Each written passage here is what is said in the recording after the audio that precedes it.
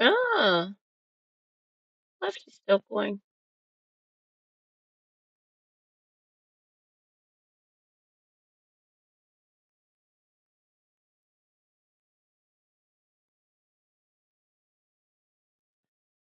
Ooh, close questions. That might be an idea. Go on. Can I tell?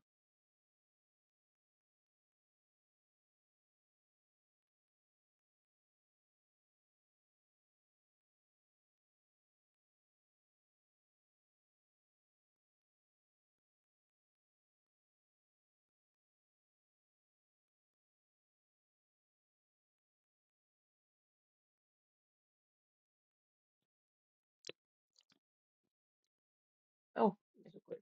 Oh, do-do-do-do, do-do-do-do. Oh,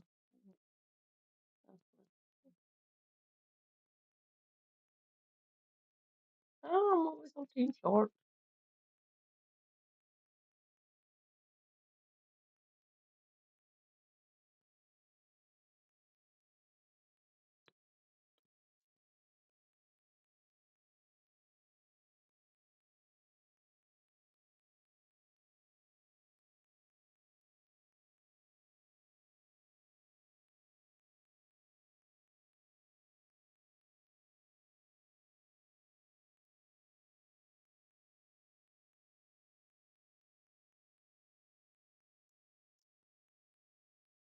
I,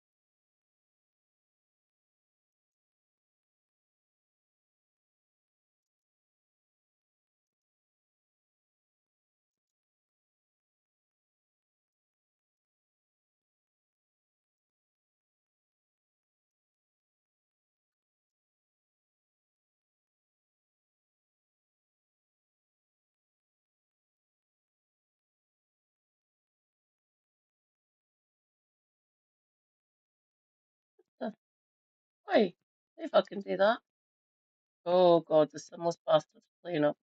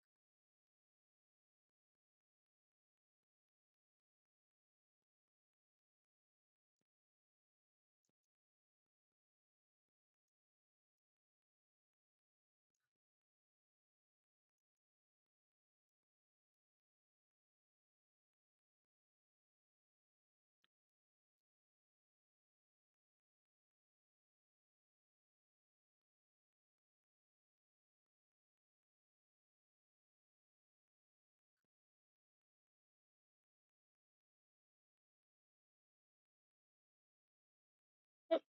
Oh, what is your major malfunction? Stupid fucking phone.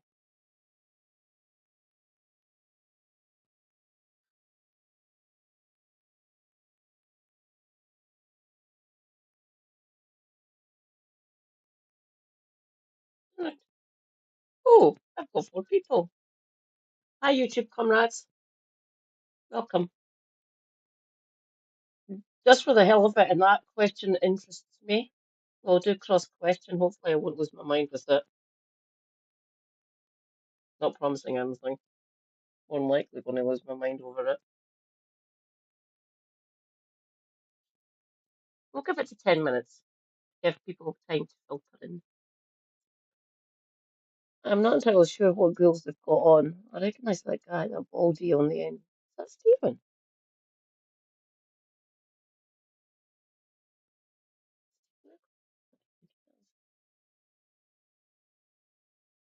Come on. The Simless Bastard's playing up.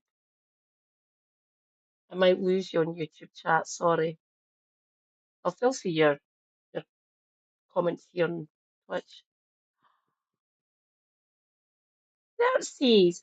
Hello, botanist comrade. Welcome, welcome. It's going to be UK politics, so you might actually get an education. This is cross questions. This has got UK politicians and pundits on it usually. You might learn something about UK politics here. The host here is the guy in the centre. He is called Ian Dale, and he is a melter. He's basically a centrist, so think of him like a liberal. He's also a gay man who's not allowed to attend Pride here because he is a little bit he's transphobic and he's a right winger. So fuck him. He is right wing in my opinion. So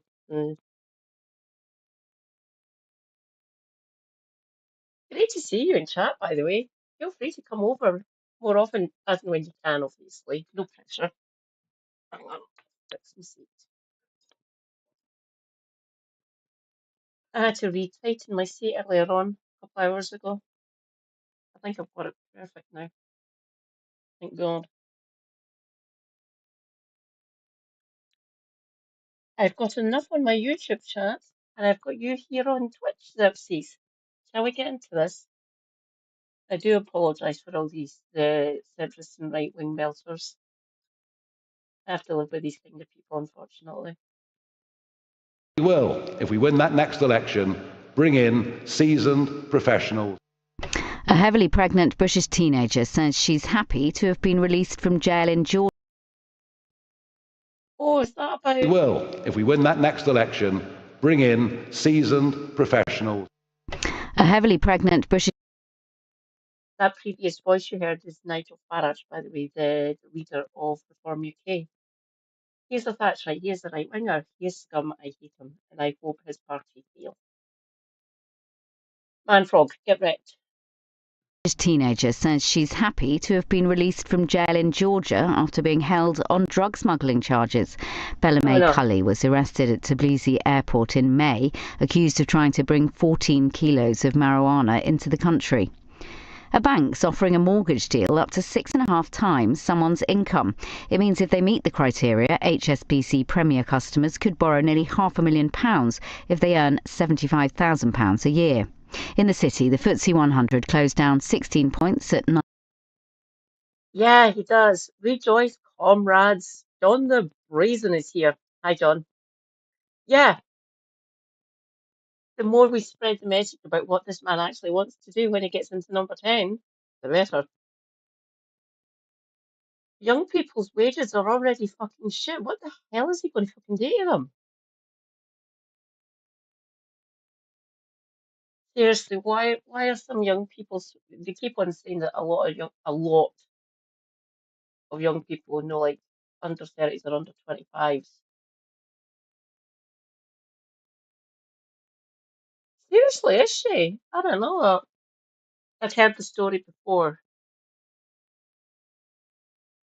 You know what MP? Be interesting to find out what one it is, because a lot of the Labour MPs are all former Labour MPs are all well, the current crop just now. They're on average 55 and under. Like quite a lot of the cabinet are younger than me for fuck's sake, including fucking Streeting.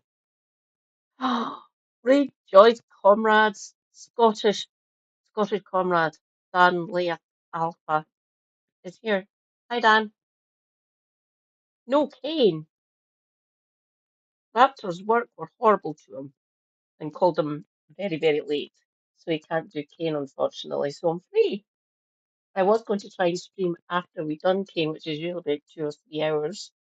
So I would have been going live at about 3-ish just to do some videos and stuff.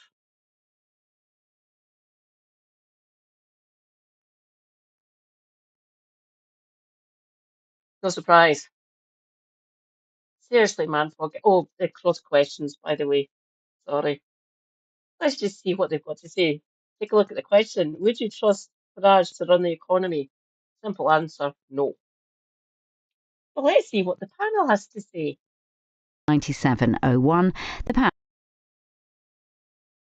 Oh, let's just skip through. Oh, back, back, back, back, back, back. My right, not. Stop now. Hello, stop now. Rejoice, comrades. BC. Puerto Rican comrade. Rejoice, British politics. Global, leading Britain's conversation. This is Cross Question. Welcome to Cross Question. It's 3 minutes past 8. I'm Ali Mirage in for Ian Dell. I'm joined by an absolutely stellar panel this evening. On my left, John Crace, the parliamentary sketch writer for The Guardian and author. Also to my left, director of the Academy of Ideas, Claire Fox. On my right, not politically on my right, is James Frith, the Labour MP for Bury North. And to his right is Greg Hands, the former Tory minister. Lots to discuss tonight. You might want. He was one of the scalps that got claimed last year. I reckon. I know who he is. He's a playwright, by the way. Well, he was before Blair. He was from the 90s to about the mid-2000s. I don't know if he's in the other place or not. Where's Ian? I just see bald and glasses and automatically assume it's Ian Dale. But Ali and Raj. I know nothing of this person. It might be marginally better for you here, Sock, now. Don't get me wrong. It's maybe a slight step up, essentially. As long as you're not trans or anything. Because we are Turf Island after all. Might be marginally better for you here.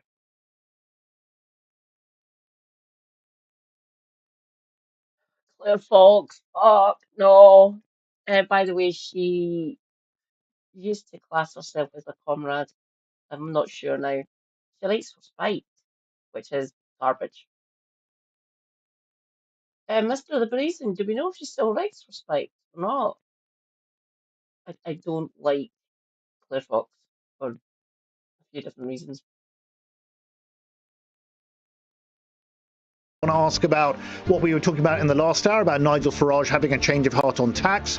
You might want to also consider Sir Gareth Southgate lamenting the fact that unity might be being threatened by flags, and you might also want to consider how we might feel a bit safer on public transport. This is over to you. Your thoughts, 0345 6060 973, text 84850. And don't forget us, you can watch us live on the LBC app and Global Player.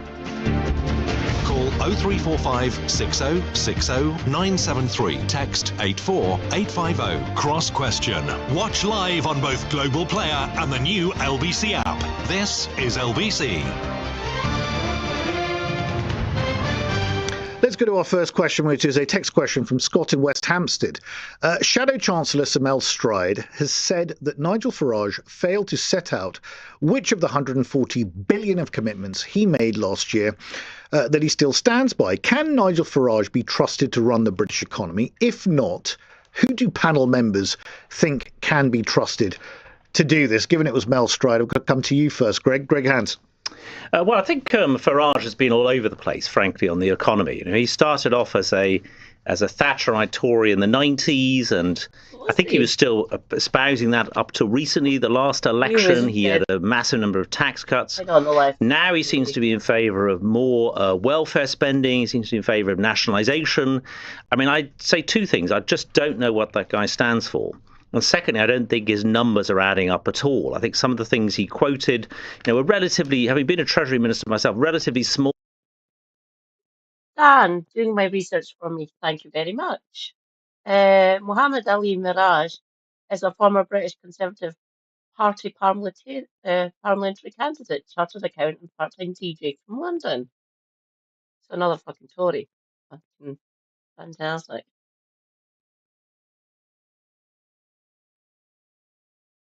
Yeah. They treat you like lesser, which sucks. Or chucks paper towels at you. Delightful. Donald, get wrecked. That was ridiculous, seriously. Greg Hands, fuck off. Your party aren't good at running the economy either, so you and Mills Bride can shut up, essentially. All ticket items that he claimed would contribute towards making the government savings. To make the savings that he mentioned, you'd have to do some quite serious measures that I don't think he's proposing. So I think he's A, all over the place, and B, it doesn't add up. He's talking about welfare reform, though, isn't he? And he's talking about cutting welfare before cutting taxes, which is something that Kemi Badenoch is not talking about. Well, the only thing he specifically said on welfare is he wants to get rid of the two-child benefit cap, which is actually spending, therefore, more money on welfare. So I think he needs to work out where is he? Where is his core set of beliefs? Where is reform actually standing? Because at the moment, I think that they're not a party that anybody can rely on. Claire Fox, you were a former Brexit MEP. Your thoughts?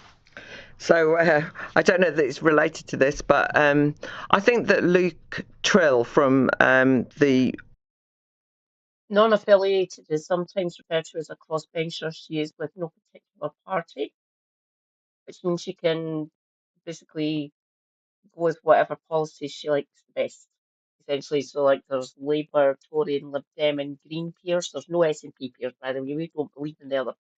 The SNP party don't believe in the other place for obvious reasons, because it's highly undemocratic. So you've got Tory peers, you've got Labour peers, Lib Dem peers. The biggest bloc in the other place is Tory peers, so that's former Conservative MPs and Conservative donors who get put in the place. There's a good amount of Labour and a good amount of Lib Dem as well, but the majority of them are Tory scum. Ooh.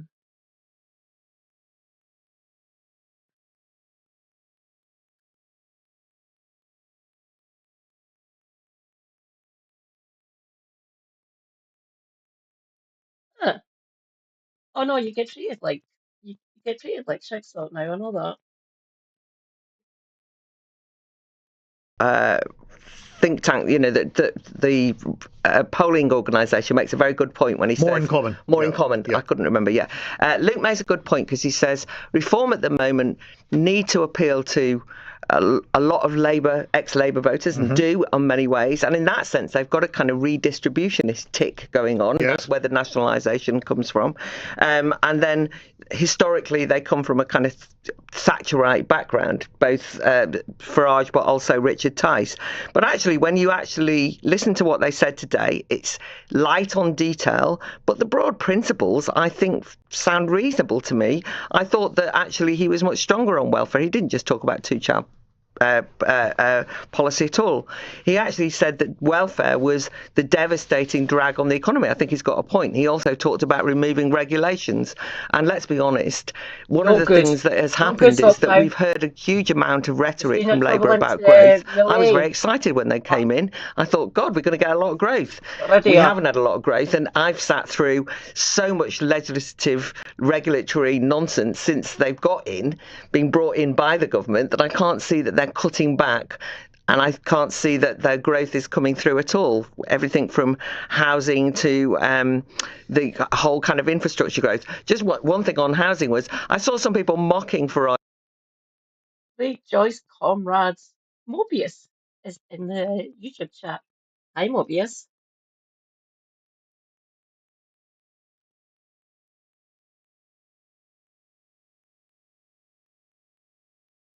So that's neocon, well, the right wingers, right?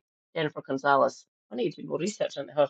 Or if you want to post anything into the Discord talk now about her and that party, I'd be interested in learning. Are they like our Tories? Or are they like our Reform? Seems to be a rise of right-wing parties across the world, unfortunately. Sucks.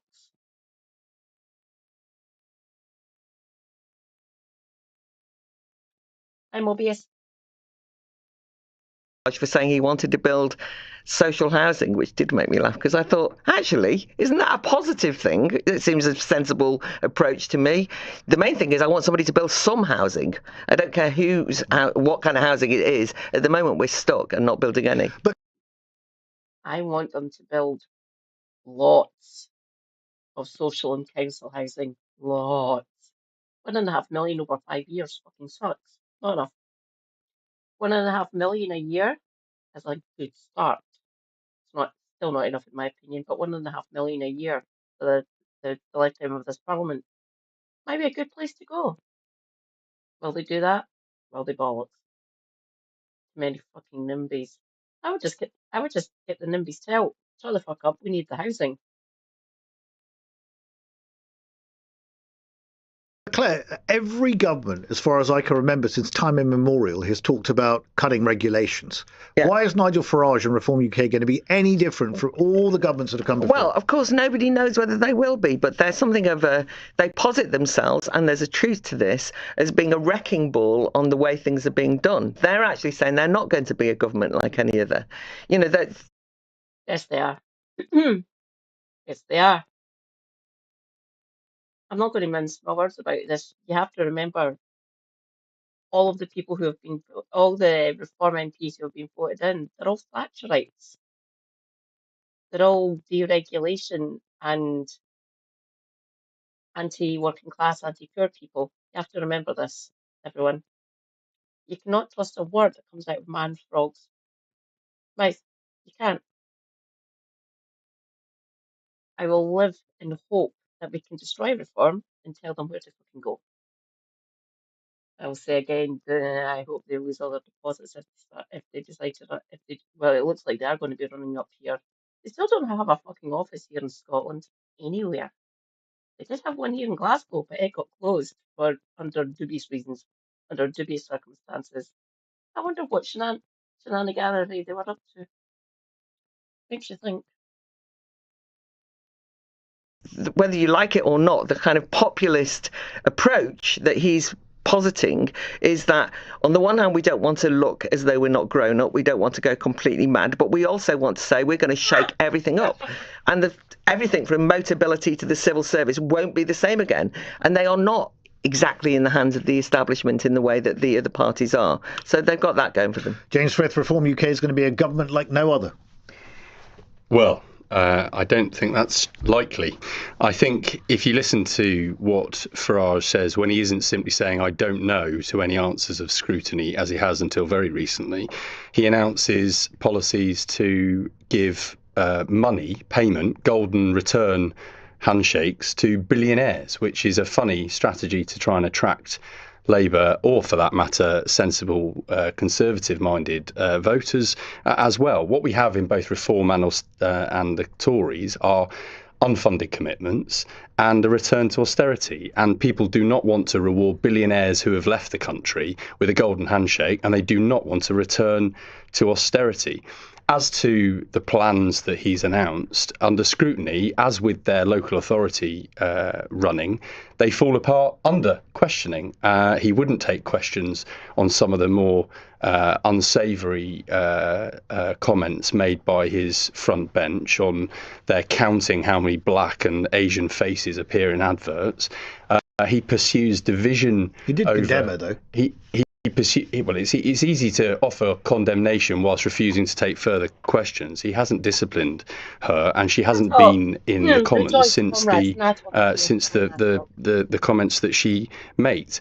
The local authority in Kent are falling out, refusing to pay bills. Local authorities that are refusing to take. You have to. By the way, there's 10 councils in England who gave reform majorities, and it's an entire fucking shit show. I can show you Political Custard has got a playlist for each of these 10 councils. It is fucking wild. The shit that's happening in Kent County Council is fucking mental. And we've got Dan Grimes in Durham. Please. Christ's sake. And these people think they can run the fucking country? Or different nations? Kill the other one, there's bells on it. We're here to prevent reform from ever getting any sort of legitimate, well, they've already got legitimate power. They have 7 power in 10 councils in England. We're here to prevent them from gaining any more power. Bad enough there's fucking ostensibly 5 of them in fucking Commons, including Manfrog. And don't get me wrong, I don't like Labour either. Scrutiny from local newspapers, every which way you get a glimpse of how they may govern in the event the country gave them permission to, and they fall apart under scrutiny, or worse, they revert to really divisive, very, very nasty, and frankly racist in the. You're correct in that. You're falling apart at the seams as well, James. Your party's a fucking shit show as well. Schadenfreude aside here for a second. The Labour Party and government are just a bunch of fucking clowns, centrist or right-wingers who don't know what they're fucking doing. Keir Starmer and his contingent were the loyal opposition for 5 fucking years before the general election. And they made no concrete plans other than get Tories out. No, quite a lot of your fucking cabinet are fucking right-wingers. Maybe not as far right as the fucking Tories are, or what Reform are, essentially, under the blanket of everyone likes what some of our policies are. Fuck off, no, we don't. We don't trust yous. The vast majority of yous are fucking right-wingers. You're Thatcherites and you're scum. It is fun seeing the Labour Party basically fall to pieces. And I hope they get a bloody nose of the local elections and the Hollywood and Senate elections in May. It will be fun to see. Case of Pochin's comments, rhetoric. But you're saying that there should be, the British public don't want to return to austerity. Are you actually therefore saying that there will be no reforms to welfare at all? There has to be reform. Hang on. Can you hear me when I pause? If I want to speak, I'll need to pause the video more. Is that better? I don't do audio ducking because when I've tried that in the past, these kind of glitch out for some strange reason. I don't know why. I don't know if it's something to do with how they're made. But if you can hear me when I pause,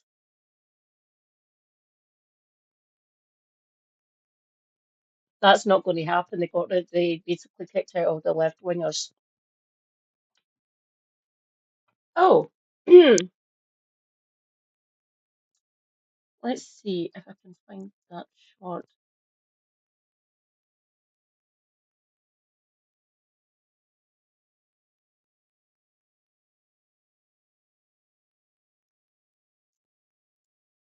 There's the door. There's the. Keir Starmer, do you remember what you first said when you became Prime Minister? When I became leader, I said I would turn Labour around and give it back to the British people. You didn't know, did you?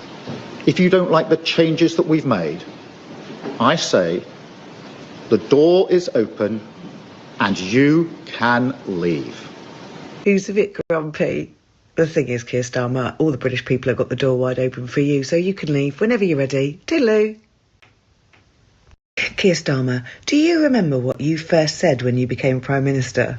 When I became...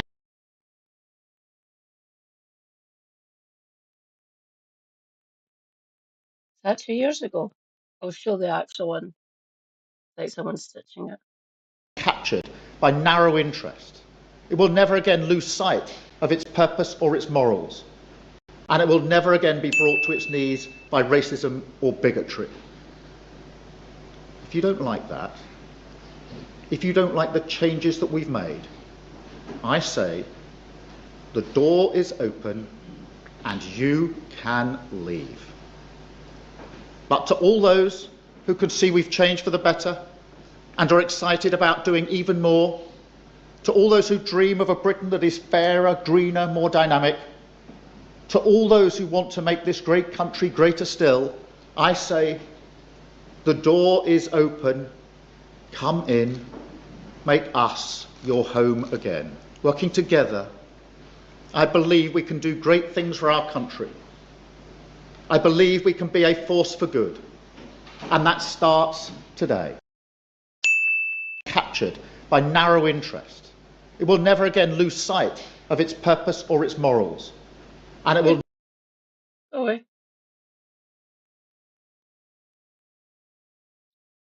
captured by narrow interest. It will never. He would be, Dan. He would be. Keir Starmer, do you remember? We're back. Here we go. We're back. Those questions. Fall apart under scrutiny, or worse, they revert to really divisive, very, very nasty, and frankly racist, in the case of Pochin's comments, rhetoric. But you're saying that there should be the British public don't want to return to austerity. Are you actually therefore saying that there will be no reforms to welfare at all? There has to be reforms to welfare. They're not happening, are they? There is a review to the coming legislation and reforms that will follow. It's a well. Rejoice, comrades. Reza Lindsay is here. Hi, Reza. How goes it, comrade? It's going to be iconic considering how the Labour Party, aka the Old Guard, replaced Liberals. Time for the Greens to repeat that situation.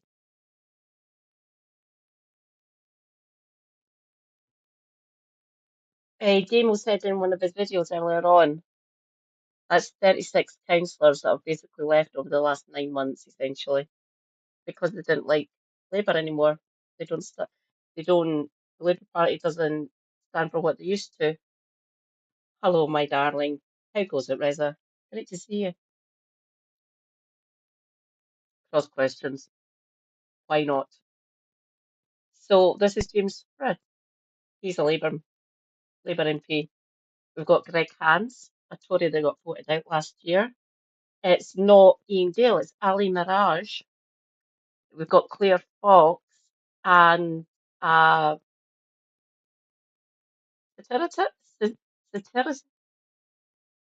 satirist, a word.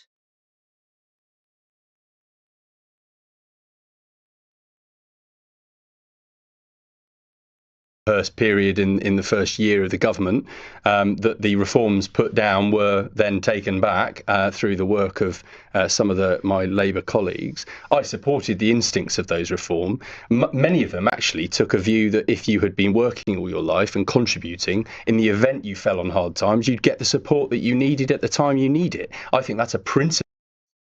Your party's not doing that. Your party's not doing that. It looks like you're going to be coming after disabled people like me again, like the Tories did. The coalition government tried to fucking end people like me. They tried to end me. Haha, get wrecked. Fucking failed. Was Kendall when she was DWP secretary, and now with fucking Glaswegian Ghoul, it's going to be the same. He's going to be even fucking worse than Liz Kendall, for crying out loud. I really did not want him to be in Caxton House. I didn't. He is not Glaswegian in my opinion. He's not.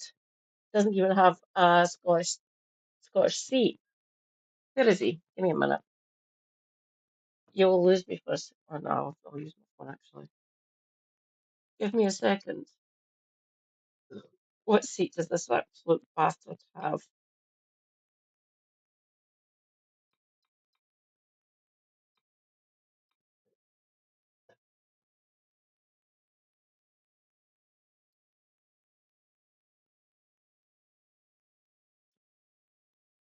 Wolverhampton South East. That's sort of in the kind of near Kev. There's Wolverhampton actually. Give me a minute. I will check where Wolverhampton is.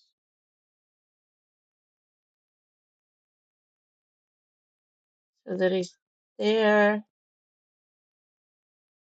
Oh God, he's the neighbouring constituent. Well, there's was it 5 or 6? I can't remember. There's 5 or 6 constituencies that cover Birmingham.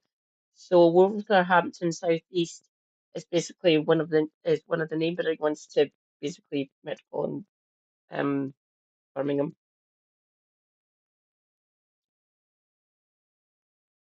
What is his majority is 9,180. Christ, turnout was 43%. That fucking sucks. I'd class it if it's anything less than 75% turnout, it is shite. You do not see 60% turnouts in any of the constituencies, any of them. It's very rarely that we've seen this. MPs with a turnout of over like 50%. Some of them are in like the low 50s, maybe up to 55. None of them have got over 60% turnout for at least my lifetime, I believe. Maybe there's a few instances of that happening in certain constituencies, but it's roughly been about between 45 and 55% turnout, which sucks. Oh, our turnout's fucking abysmal, Reza. Fucking disgusting. Nice, look at that fucking goal. Get wrecked, Pat McFadden. I hope you lose your fucking majority at the next general election. I really do. I hope you get kicked out. You fucking deserve it. I will repeat, this man does not represent Glasgow.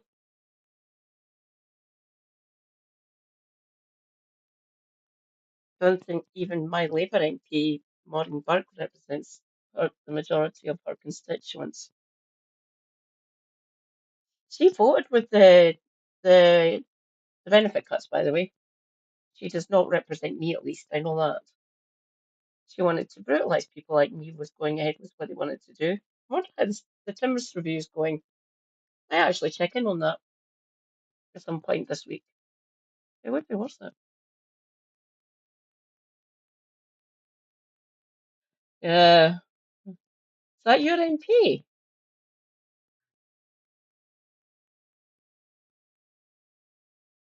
Of our welfare system that we've forgotten along the way. And I certainly wouldn't trust Farage's instinct on looking after people when they need it most. Okay, John Grace. I don't trust your Chancellor either. Just saying, James. I wouldn't trust Rachel as far as I could fucking spit. Or as much as I can fucking whistle, and I can't. Oh, is she one of the mayors up there? Thanks, Reza. I think there are 2 points here. One is that Nigel Farage is trying to turn his party from an insurgent group into something more mainstream at the moment, and in the past week, he's done 4 press conferences, all aimed at saying, look, we're not just the new kids on the block. We've got genuine ideas here. And I think there is a reason why most political parties don't have press conferences every 4 days, because they haven't got that much to say. And nominally, The Guardian is seen as the left-wing paper. It might have been one point in the 80s and 90s. Not now. They're a little bit more centrist, really. Don't get me wrong, there's still left-wing people who are columnists. Case in point, Owen Jones. He's still a columnist for The Guardian, and he's out and out left-wing. Thank you, Owen, for doing all your good work. Praise be Owen Jones, our lovely little twink who's only 5 years younger than me. Still doesn't look 41 for fuck's sake. Damn it, little bastard.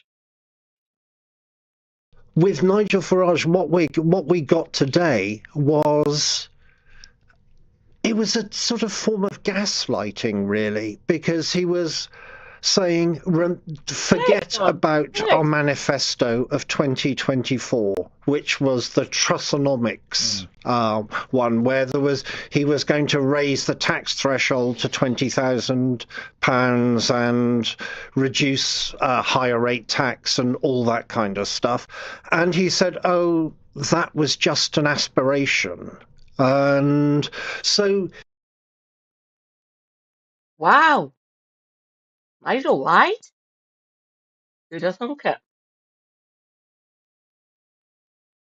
I would say a wolf in sheep's clothing, but he's a wolf in wolf's clothing. Well, wolves are nothing like them. Wolves are more communal than some humans. Case in point, Nigel Farage. Or Manfrog. I try not to use his proper name because I don't like him. Oh dear God. I'm sorry, Sock, now. My actually worthwhile because a good few of my subscribers and followers are Hispanic, Spanish speakers. Might be worth my while going on to Duolingo learning Spanish. There's three main strains, isn't there? There's like South American Spanish, which is mostly what Spain speaks, but slightly different. That's what you've got in Puerto Rico.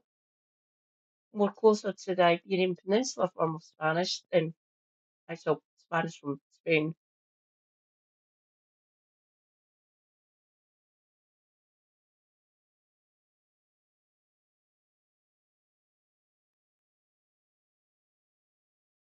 He's too much of an egotist, Reza, unfortunately.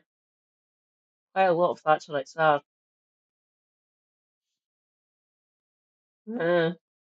You never know. Things might happen. He is so fucking desperate to get me number 10. I can see him hanging around for the next sort of, well, at least until the next general election, at least. Maybe even the one after that. We will see. It depends how organised the left gets, and how organised the right gets as well, obviously. Yeah, haven't heard spawned on enough. We're going to have to deal with them. I'm fed up now. Fucking fed up. Fuck off with this right-wing bollocks. This country is crying out for fucking change, not reform. This country needs funding. We need to be doing better infrastructure, changing the way we power our country, doing more renewables, obviously. I was screaming into the void, do more fucking tidal. Nationalise water like we did up here in Scotland. Fund the NHS, things like that. Don't brutalise fucking disabled, poor and ethnic minorities. That might help as well. Fixing the economic foundations of people's households might reduce crime as well. Will they hear us? Will they bollocks? They do anti-Semitic fucking Facebook posts about Zach Polanski. Really fucking sickening. Completely fascist, obviously.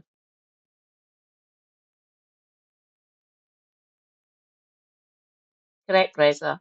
I'd be fine with federalism to start with. It might be a lot better than what we've got in Westminster, obviously. Westminster is a corrupt den of fucking villainy, in my opinion. We need to strip a lot of power away from them and make it more federal. Decentralise a lot of powers. Will they? Will they bollocks? By the looks of it, at least the way they're talking, the legislation the Labour Party are going with. That's why people like us exist. To actually challenge them on this one. And lots of different things, obviously. he's becoming an almost conventional politician in that you can't necessarily believe what he says anymore. That's extremely interesting. You're saying he's becoming conventional. Just on gaslighting, is it any different to the gaslighting that Rachel Reeves is expected to deliver on November the 26th? Not at all. It is precisely the same, and it is. And you kind of wonder why people lose faith in politics. This is a really important point, Claire Fox, because as John is saying, he's looking and sounding today more conventional, like every other politician who can't keep their promises. So what's the difference? Well, so he's not. First of all, they haven't been elected. They're just ahead of the polls, right? And I'm not here to be uncritical of them. I'm simply suggesting that one of the reasons why people have some faith in them is that they say they're going to do things differently. Now, it is true that if they just look like they're just going to do what everybody else has done, they'll lose support. As it happens, I do think some of the things they're more serious on. I think the problems around cheap energy and net zero, for example, which they were one of the people who really talked about before anyone else, are things which they've consistently said. You could say they set the hair running on that and has actually got the Tories following behind them. And I think that's good. I think that the fact that they mention the farmers is important. And I do think, on the gaslighting, I've just sat through the employment rights bill. And on the tin it says employment rights. You think, great, workers are going to get rights. But actually, there's going to be less jobs at the end of the process of the employment rights bill for the workers that went, and so on and so forth. So we all feel a bit gaslit. Because the Labour Party fucking got it quite a lot of it once Rayna had to resign. She was the one that was championing this and wanted all of that to go through, as far as I was aware. But now that she's gone and she's on the back benches now, oddly enough, sitting next to Lucy Powell, the deputy leader of the party. Technically still inside the tent, but they might turn out to be wreckers. Who'd have thunk it? Time will tell, obviously. We'll keep an eye on the pair of them on the backbenches. Technically, Lucy Powell's got a lot more power than Angela now. Don't get me wrong, every MP's got a level of power. Obviously, they get voted in by their constituents. Even though first past the post is fucking garbage. By everything at the moment, which is, in other words, I don't think it's unique, and I think they have the advantage of being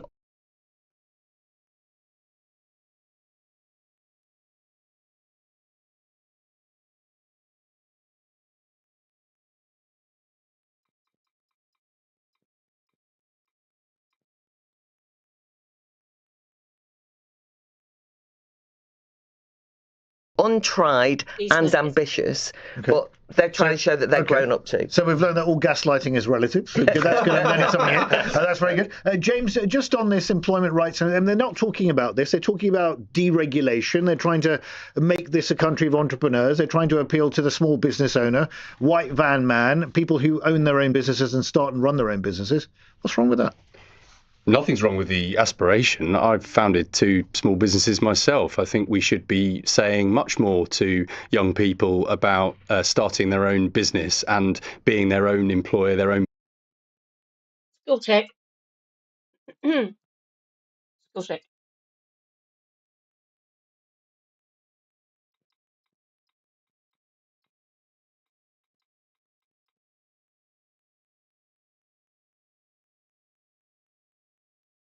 Oh, he's 2 years older than me.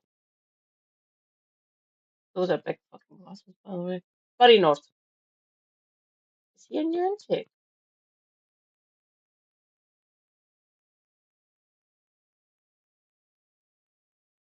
Early life in career.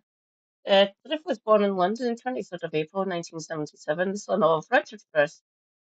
He formerly served as Bishop of Hull and Bishop of Hereford. Oh dear God, he was privately educated both at Monkton Combe School and Taunton School.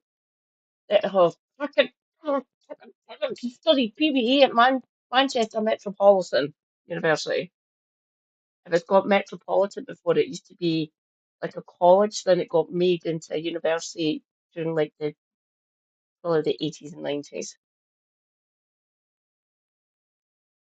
This was the lead singer of a rock band called Finca. And later another band, the Fusiliers, performing niche round at venues including Glasgow. I don't know. Okay. During the 2005 general election campaign, Frisk worked as campaign and communications manager for Labour Party and was Kelly MP, then Secretary of State for Education. I remember it was Kelly. Before his election to Parliament, Frisk was the CEO and founder of Altogether, a social enterprise providing careers education and guidance services to young people to help them get into work. Huh.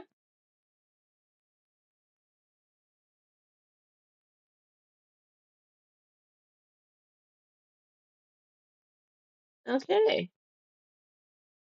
What's his majority?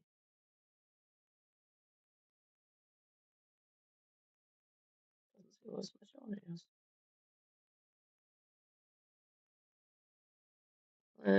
Stick Body North. What's your majority?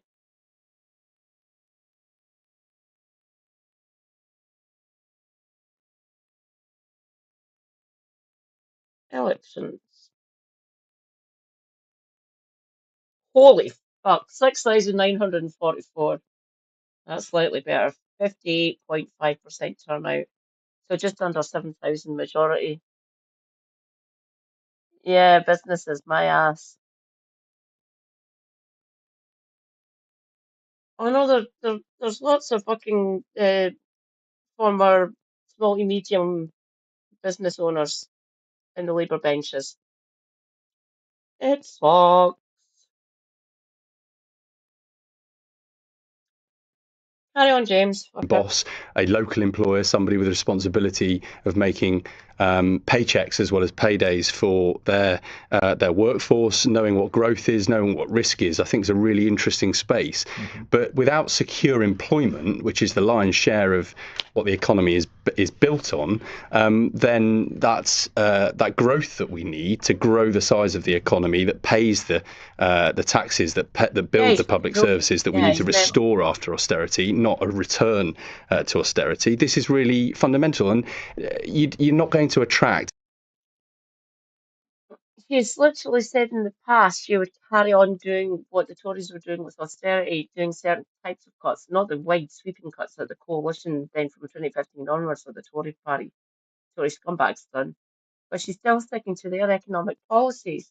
She's basically put a straitjacket on herself with self-imposed fiscal rules. She doesn't need to be doing that, James. She really doesn't. We'll see what she'll be doing in the budget later this month.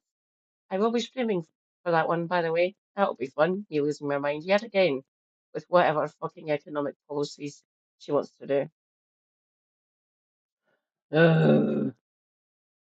In my view, he won't attract Labour voters in talking down the prospect of public service reform, and in fact just taking to being rude about people rather than actually reforming the system. You're not doing that either, James. I know you're only a backbencher, I get that. You're not in the cabinet, you're not a junior minister or anything, but you do have the power to go to your the Prime Minister or the Chancellor and say, this is the concern of my constituents who you're meant to be fucking working for.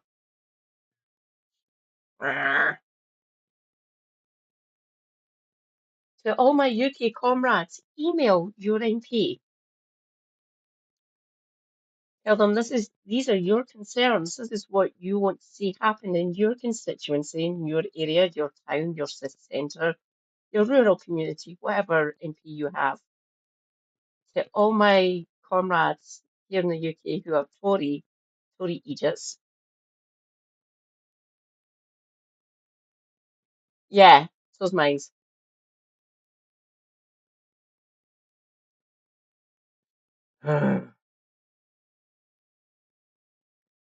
Reza, remind me, who's your MP?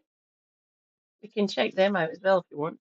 Greg, very briefly, I mean, you had a business background before you went into politics. You worked in the city. He is talking about bringing credible figures from the business world into government. Do you welcome it? I think I would always welcome credible business figures coming into government. I'm doubting whether Farage really will form a government, I have to say. Secondly, credible business figures have...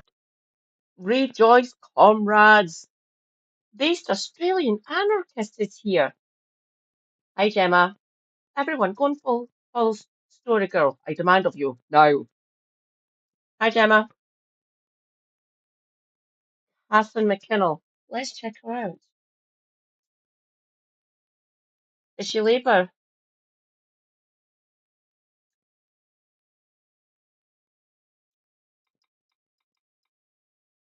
What? Gemma, I can't type, honestly. Catherine. Catherine McKinnell. Hello, Catherine McKinnell. I've seen you on the backbenchers at PMQs.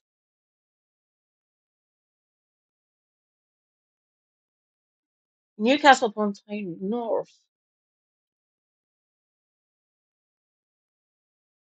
Oh, she used to be a junior minister in the Department of Education. Oh dear God, Damien Hines was the former one. Okay. Oh, a little bit larger. Majority 17,762. Probably one of the highest ones. Oh, she's from Newcastle, so she's local. Where she attended Sacred Heart Catholic High School in Fenham. She studied politics and history. Oh, she came up here for her education at Edinburgh. And then she went to Northumbria to study law. Oh, she was an employment rights solicitor at Newcastle law firm. Yeah. So technically she's a lawyer, you know.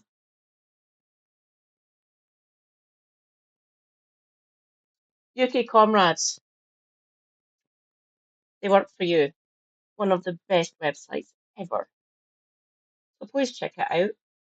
You can just put in what your constituency is or who your MP is, and you can find out their voting record. Or you can go onto the Parliament website and find out what their voting record is as well, and their members' interests. Always a good idea to check the members' interests of your MP. Mine is basically from unions and educational and sort of social work geared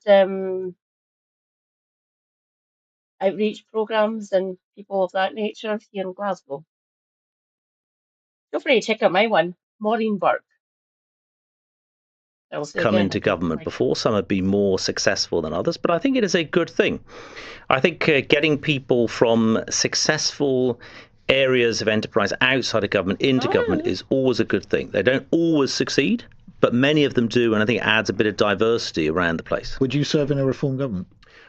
Oh, Rejoice Comrades, Philosopher, or the Channel. Hi, Tribby.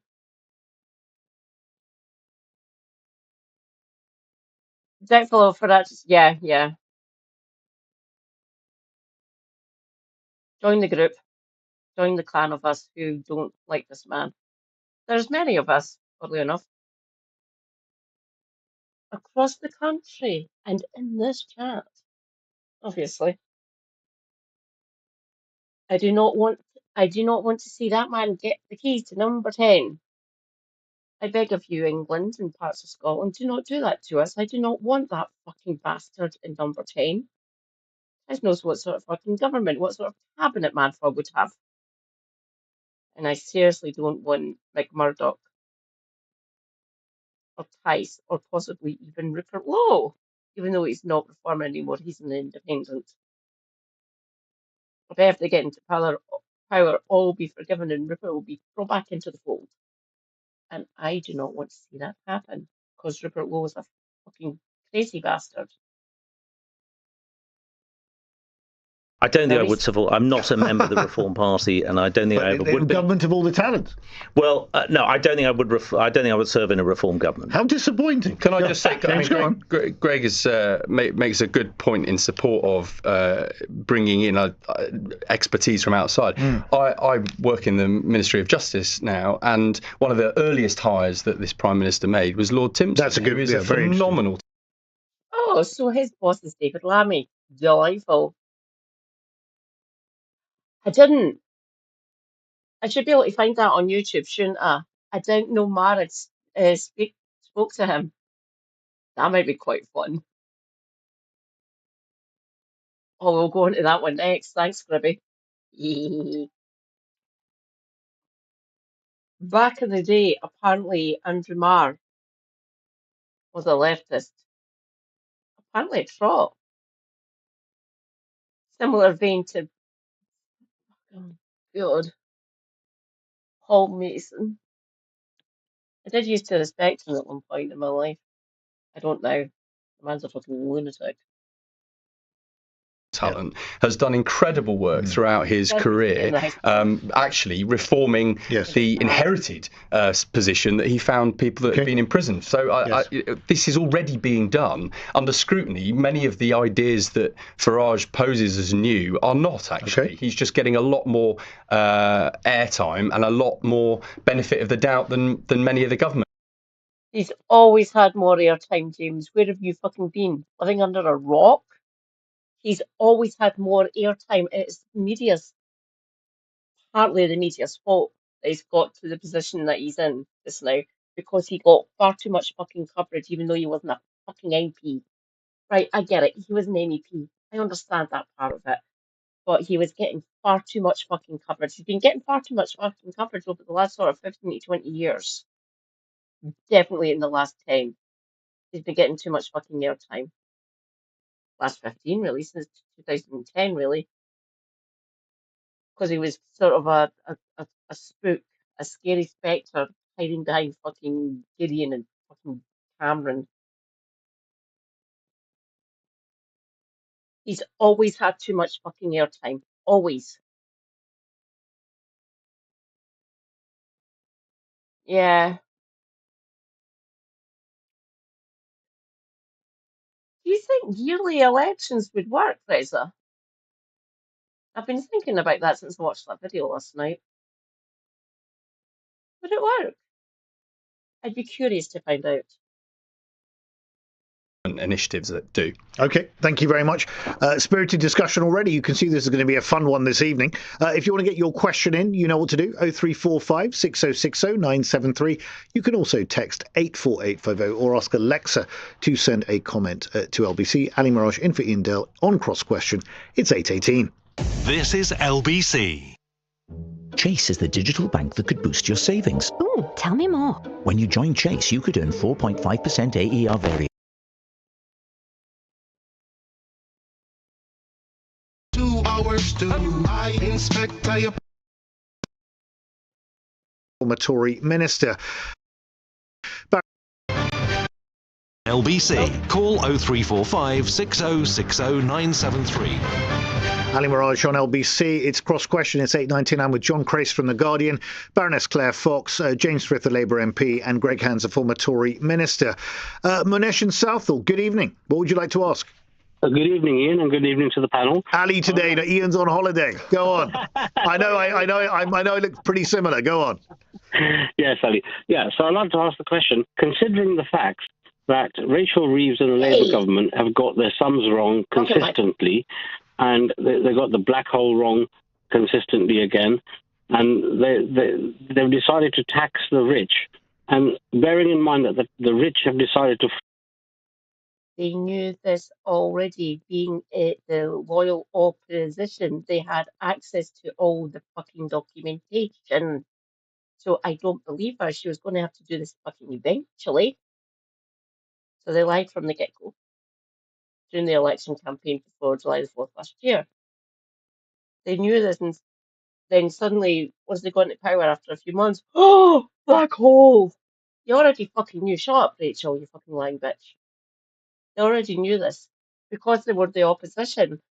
In case something happened to the party in the government, if anything happened to them, the loyal opposition would become the government and take over. So they already knew all this fucking bollocks. They already knew all the information. So they don't have that get out from a lot of people. Yeah, I said that when I put on Cross Question, yeah. It says non-affiliated here. Isn't that just a crossbencher? Yeah, I'm not a big fan of Claire Fox. Feel free to post in chat to everyone to explain who this individual is.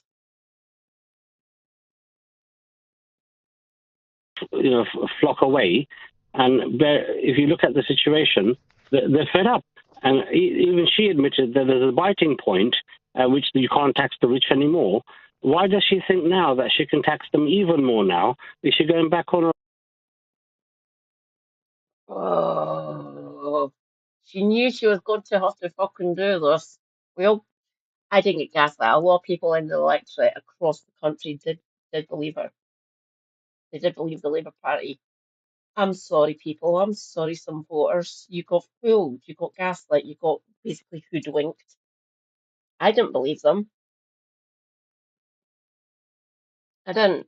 I've never trusted Keir Starmer, ever. I explained this to lots of people up in my hometown of Perth and here in this local constituent, this local area. I explained to everyone, please do not trust them. Just keep Anne McLaughlin, please. She's actually challenging these people. But they all got spooked. We have to get rid of the Tories before they actually actively destroy this country. Labour are doing the same fucking thing.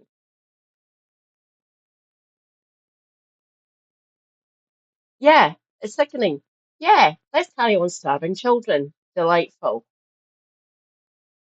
At least it's getting mitigated up here in Scotland. And it looks like Wales are wanting to do the same. Well, Plaid Cymru are at least.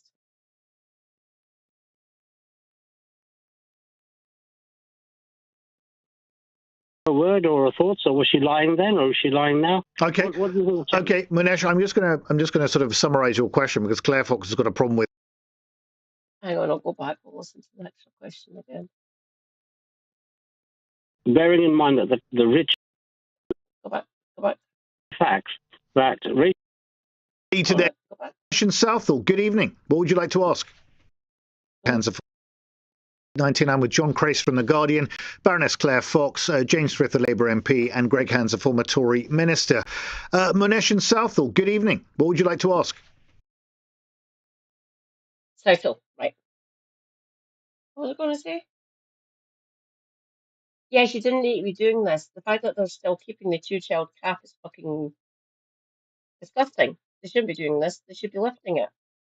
That was one of the main reasons that Zara and a few others got kicked out because they didn't want to carry on starving children. They wanted it to be lifted. And they got booted out of the party. They got made independent. They lost the whip, essentially. They didn't leave. They got booted by the government for voting for not starving children. It's not going to be the same. It's going to be the same with reform, by the way. It's going to be 10 times worse, in my opinion. As I keep on saying, please do not do this to us. I don't want that fucking bastard in number 10. I don't want him as the Prime Minister. It's going to get fucking so much worse with reforming government. Just look what's happening in these 10 fucking councils. Christ. We'll see the polling for the local elections coming out round about March to April, essentially, because the local elections are going to be in May. So I was going to say penciled in, but they're mostly written in ink, not set in stone, but written in ink. There's going to be Thursday, the 7th of May. Mark it in your diaries, comrades, because this idiot is going to be streaming the results. They're going to be the count is actually going to be happening on Friday the 8th here for that. I will probably still stream on Thursday the 7th. Then whenever they start the count and everything, I might actually have to apologise to Super Happy and make it a really fucking long stream to see all the votes coming in.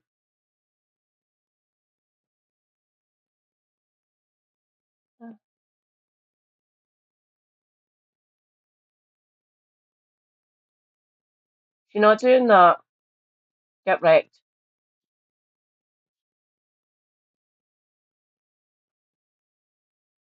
They could make the polling numbers so much better that it's going to take a lot for the Labour Party polling to actually get better. Quite a lot better. Historically, the Labour Party is usually poll between 25 and 35% in the run-up to a general election, but it's plummeted. It's regularly polling under 20%, depending on what poll you use. YouGov have got them at 16 or 17. There's so margin of error. So put it at the 17. So the margin of error is 20 or 14. The margin of error is usually 3%, usually somewhere around there. You can't get all the information. You can't go and you can go into one constituency and ask everyone who voted at the last general election if they're amenable to it. But that's a lot of groundwork and a lot of people working for the polling party to do that sort of stuff. They really should be doing that. They really should.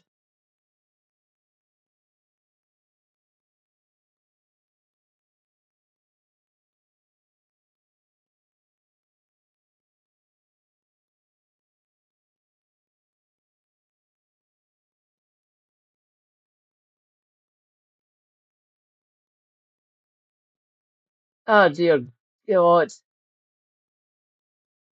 Mm. So undemocratic, they can literally go into the fucking place, not do anything, not do any votes, make any sort of positive or negative contribution to whatever legislation's in the other place, and still get paid. And still get £50 a day for their fucking meals. Fuck off. No.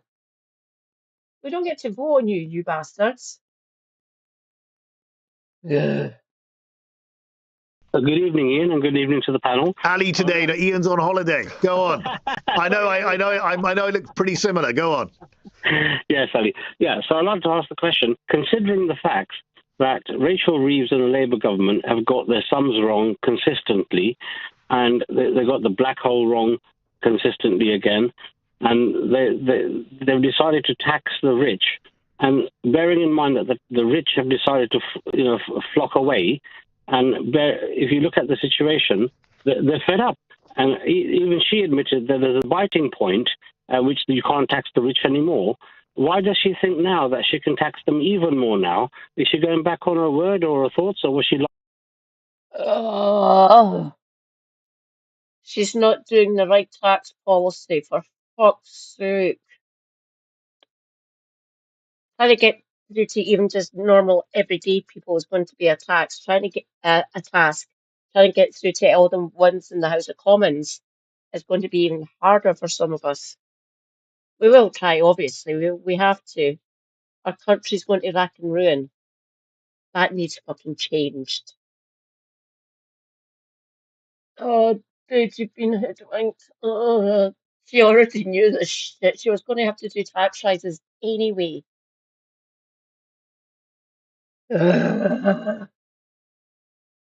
lying then, or is she lying now? Okay. Okay, Munesh, I'm just gonna sort of summarize your question because Claire Fox has got a problem with her headset. So let me just tell you, which is, Munesh is basically saying Rachel Reeves is not getting her sums right consistently. In the last budget, she got the infamous black hole wrong. Plus, wealthy people are leaving because they can't take being taxed anymore. Why is the Chancellor not realizing people are being taxed too much already? James Frith, what's the answer? Well, let's just consider what the first year of the Labour government has achieved in economic terms with Rachel Reeves' first budget. And good evening, Manesh. Thanks for your question. In towns like mine, waiting lists for hospitals have gone down because of an additional £40 billion raised in that budget that's gone straight into the NHS. Across towns like mine in the country, interest rates have come down 5 times. Economic growth this first half of the year is the fastest in our comparable countries in the G7. And yes, the challenge... Starting from a lower base because of austerity. Thanks, Tory scumbags. We're starting from a lower base. That's why we're starting to get up to what the rest of the G7 are looking like. We're starting from a lower base. Okay?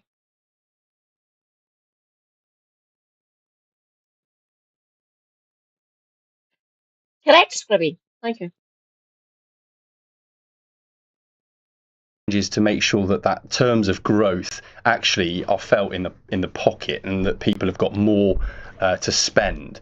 Now, wages for the first time in over a decade are now rising faster than costs. So that first year budget has already begun to stem. Again, starting from a lower base or a medium base. They're not quite rock bottom, but kind of middling. That's why they went up. And 12.21 an hour is still fucking crap, in my opinion. Sorry. Is that today? Like Tuesday the 4th, or did it start yesterday on Monday? Is it today as of our time here in the UK, Dan? If the vote's today.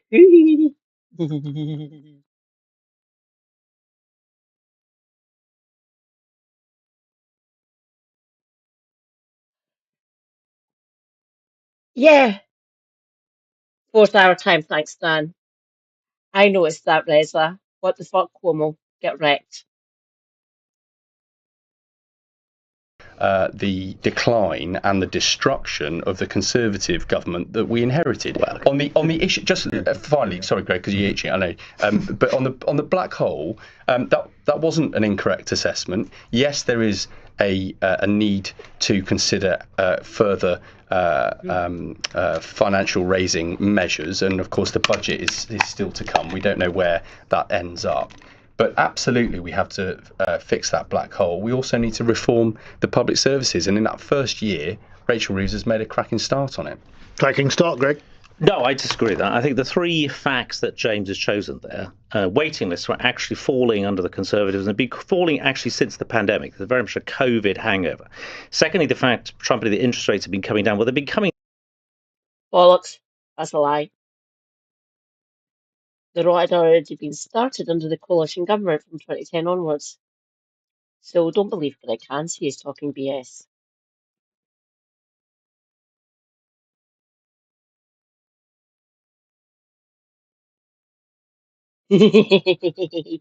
I'm here to see that, Reza. Trust me.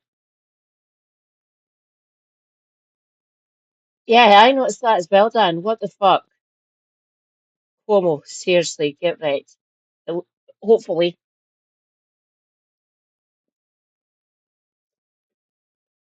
I don't want to jinx anything, obviously. But it looks like Zoran's going to win. He might be Democratic Socialist, but at least he's kind of left wing. I do appreciate that. And some of his policies, hell yeah, bring it on. New York needs it. Down because of economic weakness, not because of economic strength. So the Bank of England has been cutting interest rates because they see a weakening economy. And third, in terms of the best growth in the G7, well, this growth has been sclerotic in this country. It has also been... And per capita, we should talk about... Whose fault is that, Greg?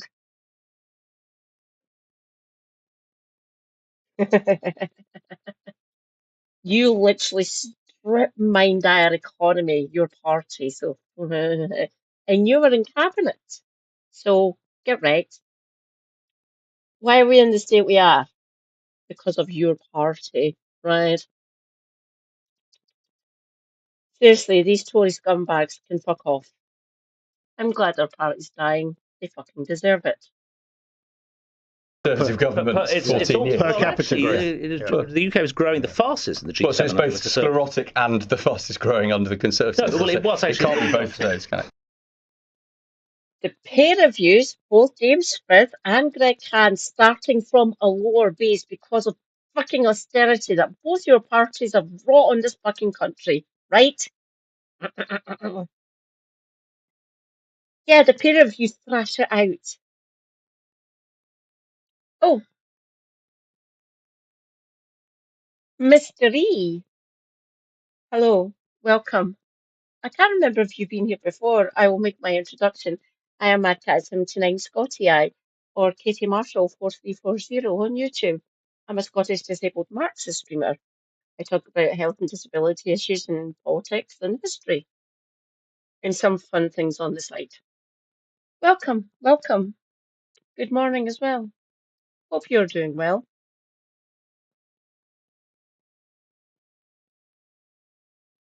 But actually, the UK growth has got no record to be proud of over the last Thank year. you, Dan.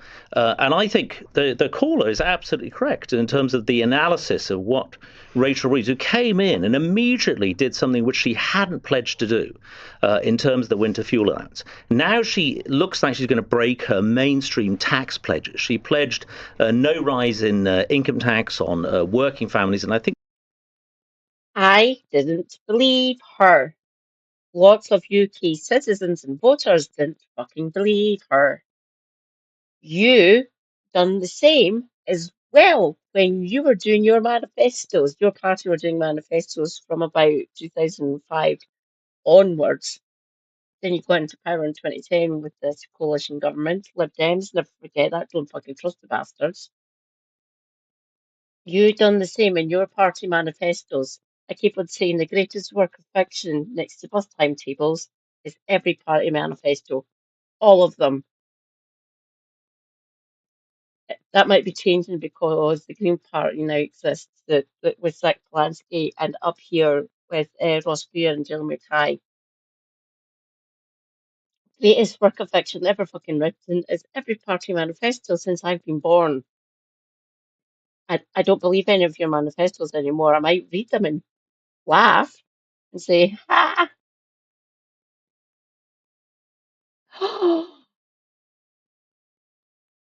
Did he? Thank you, Andrew. Much appreciated. Welcome in, Conrad. Hello. I'm a Marxist, by the way. Okay, all flavour of leftists are welcome here. Greg Hands, Tory person who got voted out last year. Ah,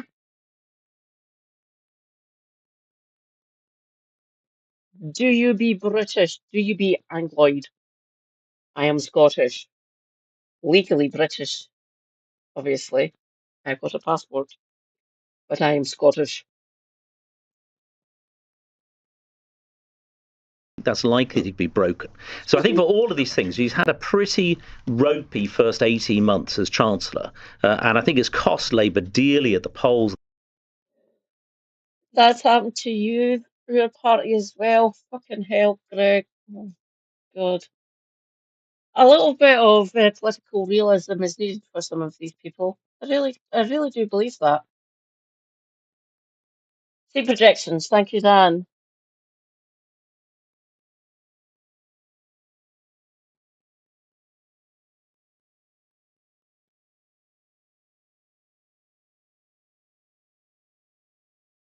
Oh dear God.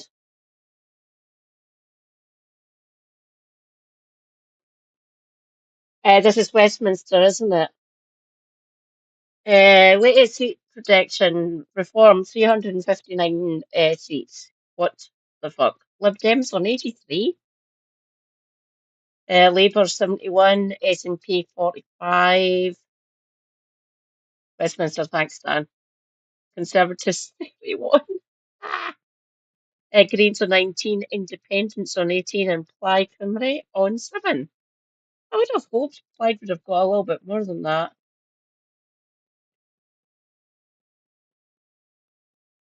I don't know if I can blame you, Rizza. 359. Ouch. We really need to start doing our community building now, really, for the next general election, both up here and in England and Wales.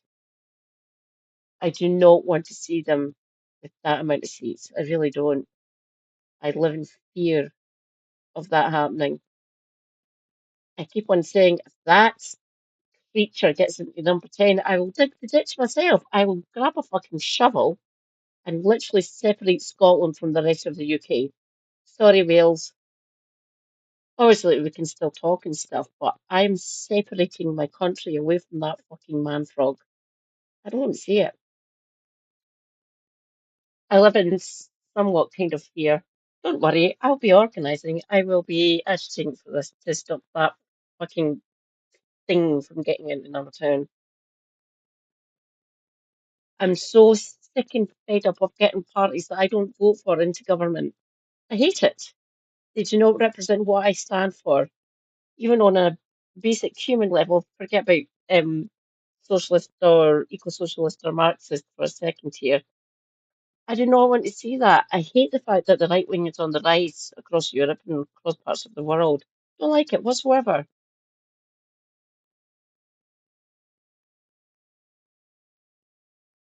Oh God, I don't want to see the northeast of England drown. Reza, come up here. Or we can cut off, we can start digging from just kind of south of where you are and separate the northeast from the rest of the UK. I'm amenable to that.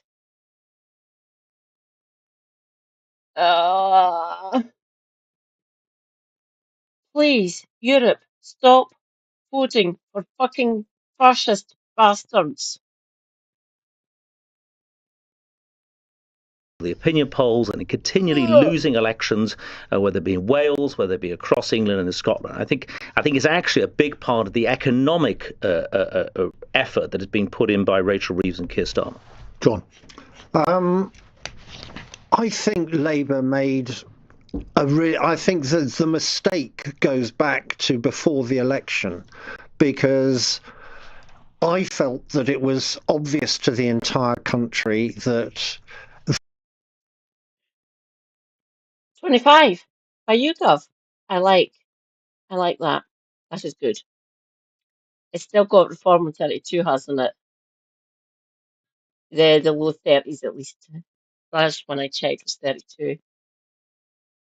But Green's on 25. I approve of this message.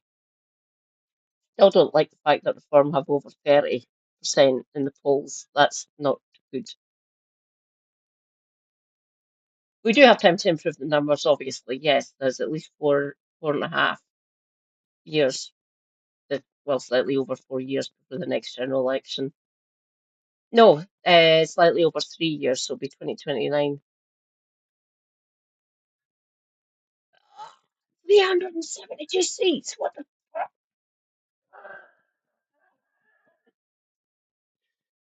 Oh God. At least we've got at least 3 years to actually change that. Groundwork, people. Groundwork. Canvassing, campaigning. Get involved in your local party. voters had had enough of the Tories and that Labour were going to win. And they didn't need to lock themselves in on this when no VAT, no income tax, no national insurance rises. And they could very well have done what other politicians have always done. What year's that, Reza? Technically, they have to have the next general election by 2029. That's the 5 year.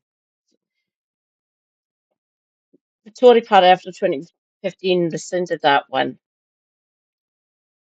But essentially, it's still an unwritten rule that you have to have it every 5 years. Is it 2027 or 28 for the next general federal election? I can't remember.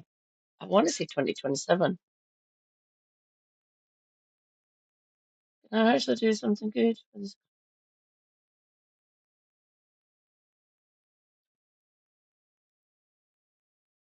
He can put him in political purgatory if he actually does some better policies, I guess. But actually locking him up until credible things, even if there is any, get reported on or investigated. No, they can put him in political purgatory or political jail, essentially. Just call him out for what he's saying and stuff, and what some people in the Reform Party are saying. Political jail, essentially. Yeah, 2029 is the latest one. They have to have the general election by then.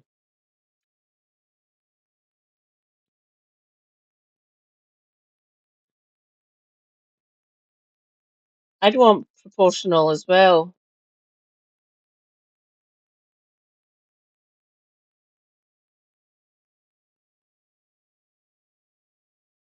Oh, yeah. I see that happening. Doubtful.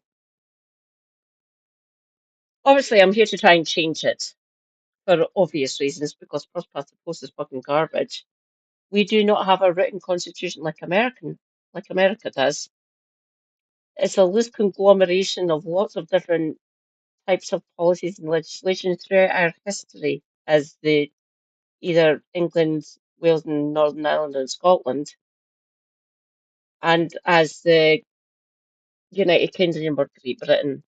So it is a loose connection, like 5 or 6 different policy documentations, written history, and things like that. In some ways, having an unwritten constitution is good, and in some ways it's bad not having a written constitution.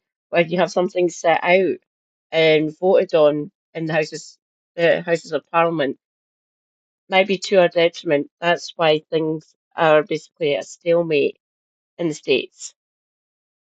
In some ways, our system is kind of better, I guess. Still needs changed, obviously. That and the Declaration of Arbroath. Yeah, that's the closest thing we've got to a constitution, essentially. And that was from fucking 12th century, for crying out loud. Yeah, that's the closest thing, basically. I see it getting written down and codified. Doubtful. Do I see them using it for their own benefit? Hell yeah. Well, they've been using it for their benefit for the last 300 or 400 years, essentially. There does need to be change. Yeah, correct, Mr. E. And say I'm not going to write the budget before we get into the Treasury, see the books, etc. So they didn't have to do it. They didn't have to do it, and I kind of think that then you go back. John, they already had access to the books of the opposition. They were in the Privy Council. They have to be told everything, everything, because they were in opposition. They were the official opposition. They got access to that because if anything happened to the actual sitting government, they would take over immediately as a sort of stand-in. They already knew this shit. They already knew it. So I don't believe her, and I don't believe the rest of the Labour front bench. For obvious reasons, and I hate them. I don't like them for other reasons as well. Many reasons.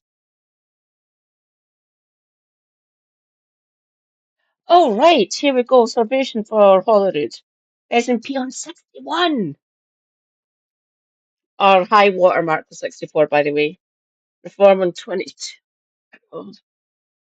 Labour on 18, Tories on 10, Scottish Greens on 9, Lib Dems on 9. 22nd of September to the 14th of October. So basically, a month and a half ago. I like the 61 for S&P. I do like that one. Reform on 22 has given me all sorts of jitters. Labour on 18. I thought it might have been lower than that. The Scum on 10.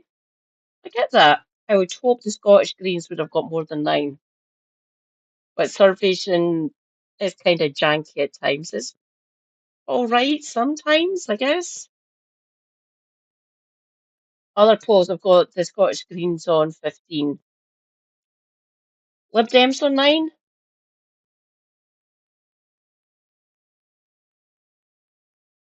Oh no, I'm fascinated by as well. I really am. Because people like Myrtle Fraser and Edward Mountain still fucking exist. And so does Russell Finlay. I really do hope they get absolutely fucking destroyed in May. I really do.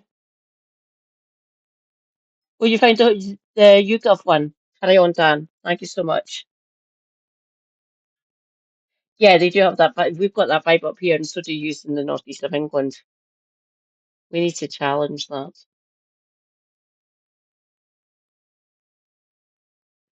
Yeah.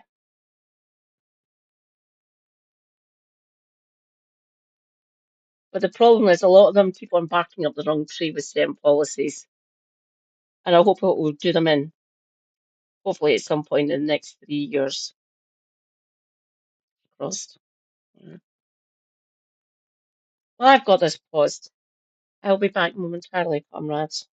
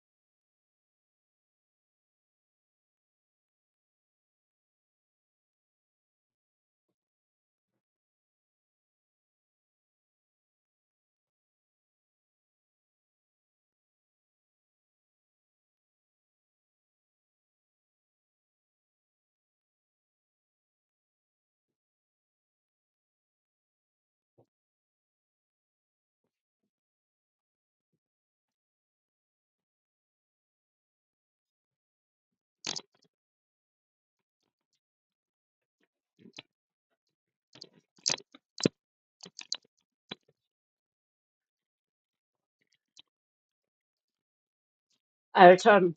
Hello. Sorry about that. Let's see what I've missed.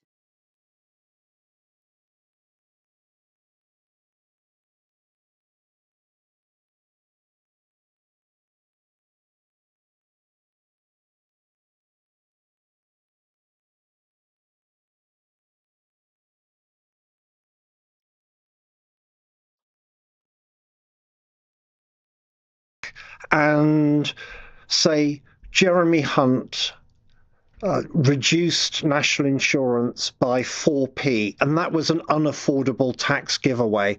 You haven't even felt the benefit of that yet.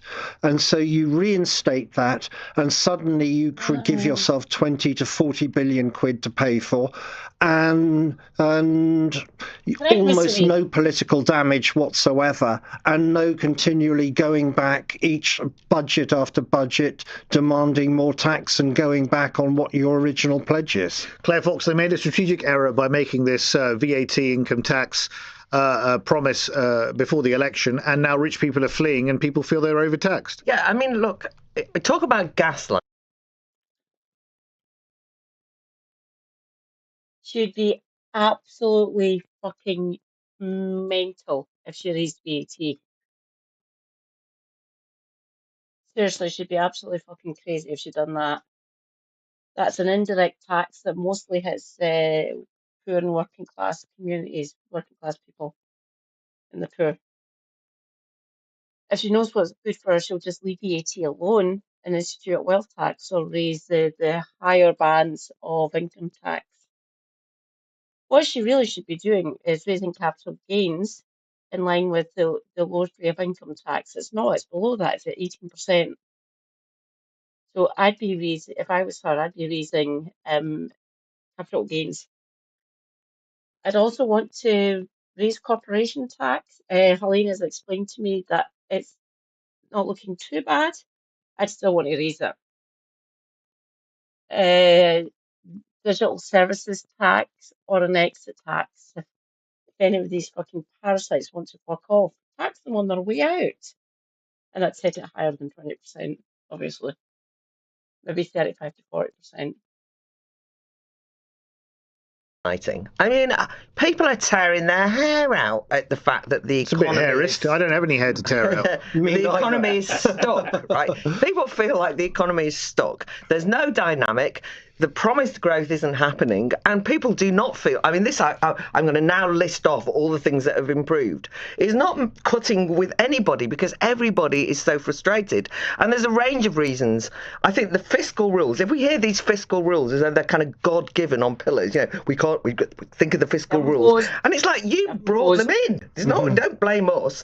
And the other thing about it was that black hole became just a joke. I mean, at the beginning, you could say there was a black hole. Blame the Tories, fine. But then every time you speak on the economy, you say the black hole. It just sounds pathetic. And in the meantime, national insurance going up for employers was a real problem because it means that they stopped creating jobs. The reason they keep on mentioning it is because they're trying to see, look, we're fixing what the Tories done. Look at us. Look, we're fixing what the Tories done to this country. No, you're not. No, you're not. Right, find out now. They're usually reform friendly. S&P on 66, that'll be their highest seat count ever. Reform on 16, Greens on 15, Labour 14, Lib Dems 9, Tories 9. I find out now with a pinch of salt, but I do actually quite like that having the S&P on 66 and the Greens on 15. Community tax is understandable. I do a land tax actually.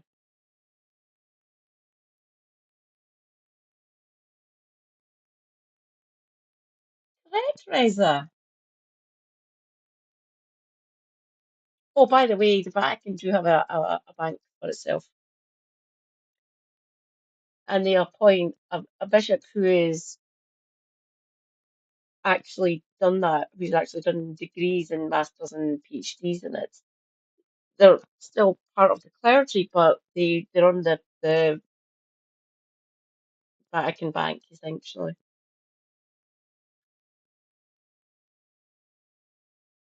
in some ways, both that bank in the back end and the one we've got here for, say, the financial interests in the square mile, as it's called, that is the City of London, not London itself. There's a city within a city. It's called the square mile because that's basically what it is. I was one of the main contributors to Brexit because the city got fucking spooked when the EU wanted to institute a financial services tax, which was basically an attack on the city, on the square mile in the city of London. And they all got fucking spooked and started backing pro Brexit parties and pro Brexit movements because that was basically a tax specifically going to be attacking the city. And they all got fucking scared. Oh, they're going to tax us. They're going to take our money. So that's why that was one of the main contributors towards Brexit, by the way.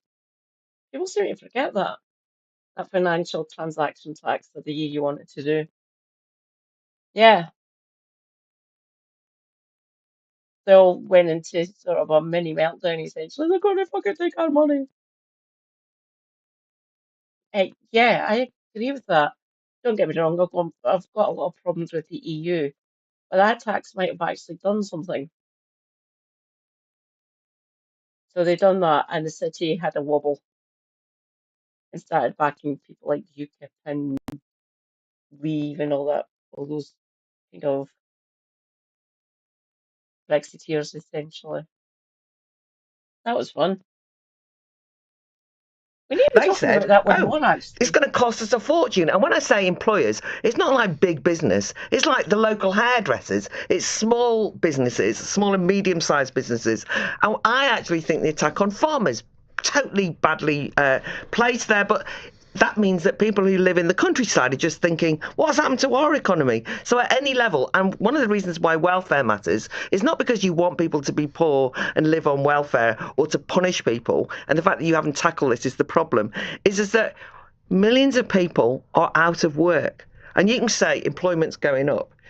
That's not what it's like. Millions of people are not in work. Young people. I think Wes Streeting said some good things on this, but you aren't tackling it. So from my point of view, it's tone deaf to say we're doing really well.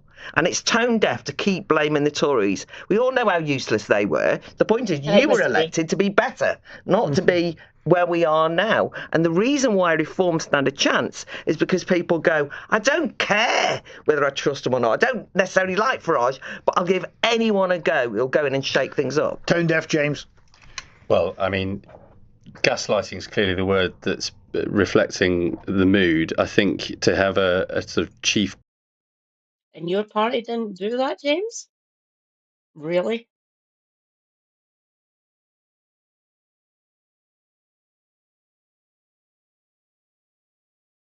Yeah.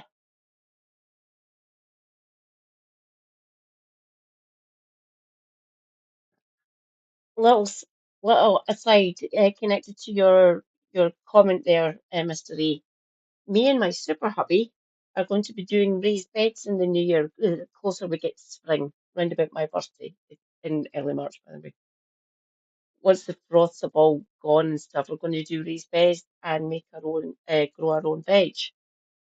Mostly root veg because it's heavy clay soil here and it's Scotland, so rain. Root veg survive leeks, carrots, onions, ties, neeps, or turnips if you wish, or swedes, which aren't a vegetable to people.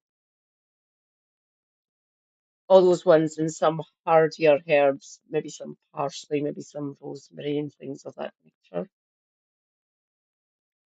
So we can grow our own so we don't need to go to the supermarket to buy them.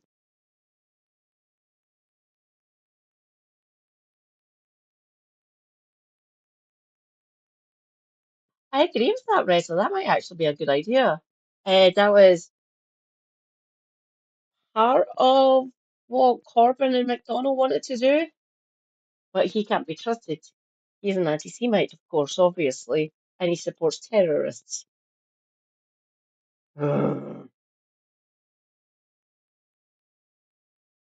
Brexiteer part telling of us that the economy is somehow the responsibility of 1 year in government's fault rather than the lame growth that we've seen as a result of Brexit, as a result of austerity, as a result of COVID.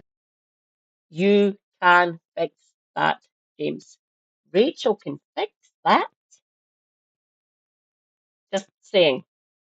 She can literally do policies that would be better for the country. Will she? Doubtful. Depends how much she gets spooked by Zach Polanski and the Greens, and up here as Scottish Greens and some policies from the SNP. If she gets spooked enough, she might actually do better policies. Maybe. Who knows? Politics seems to be wild at the minute, obviously.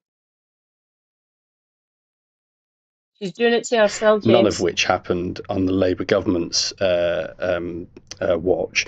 Our job now is to convince people with a change of living standards, with a change of standards to our public services, with the... You're not doing that. You're not doing that. reforms that we need to turn that thing around. What, taxing people loads, including rich people? To turn the country around. I think there's going to need to be an everyone involved approach to this, but we'll see what the shortfall is by the OBR's assessment of the economic productivity gap that, again, the Conservatives presided over. And for too long, we have seen, as Greg himself has said, anemic growth in an economy. We are beginning to change that, but with the productivity being too low for too long and the impacts of Brexit and COVID that were on the Conservative Party. Some Labour backbenchers wanted Brexit, by the way, James. Just saying. There was a portion of the Labour backbenchers back then who wanted Brexit for the same reason that the Scum did, and the same as like UKIP back in the day.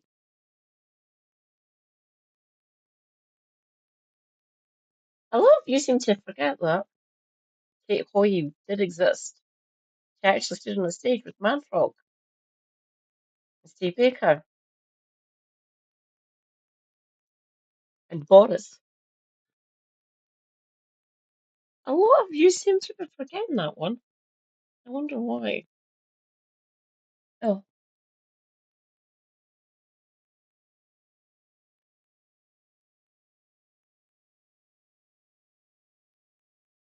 With that one use of the word bairns, are you up here, Mr. E? If you are, welcome, Scotch comrade. Welcome.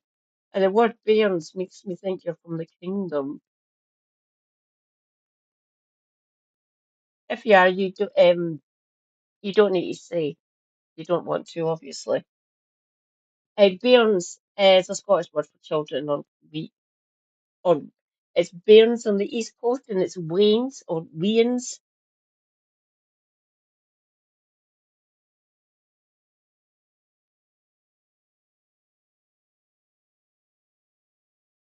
Decentralising the ones, all the economic activity in the certain areas, they could actually do that.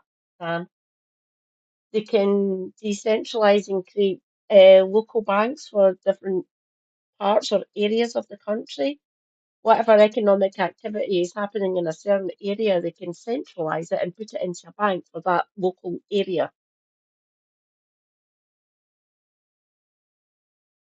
Or you could have it for you could have it for Yorkshire, which would be all the ridings essentially. You could have it for Northumbria.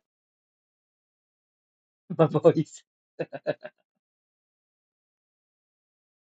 Watch. Look, Claire, I get the sentiment, but we still hear about the Gordon Brown and the note and everything else. So I think to suggest that after 1 year of reminding the disastrous inheritance that we have. James, a very quick question. Yeah, why has the government? You could have came running out the gate with that. You could have completely changed what had been wrong in this country. You could have done something a lot better in government once you got in on July the 5th last year. You could have been doing that. You could have. You didn't. She's still sticking to parts of the economic policy of the scum. People like Greg Hans, people like Jeremy Hunt, people like Rishi Sunak, Theresa May, Liz Truss. well, maybe not Liz Truss, but definitely and Nadeem Zahawi as well, for the length of time he was Chancellor. 14 days, a fortnight, basically a fucking fortnight. I think it was 15 days or something. She's sticking to those rules. She didn't need to, and she gaslit the country. I didn't believe her, obviously. I didn't believe Keir Starmer either, or the rest of the fucking girls that are in cabinet now.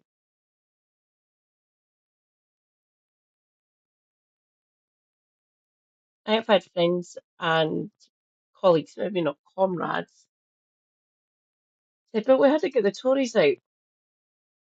Sorry, and you believe Rachel Reeves and Keir Starmer? Sorry. Some of them have apologised to me. Sorry, we should have just listened to you, Katie. I would say get right to them and say, you should have just listened to me. Obviously, you're still friends, but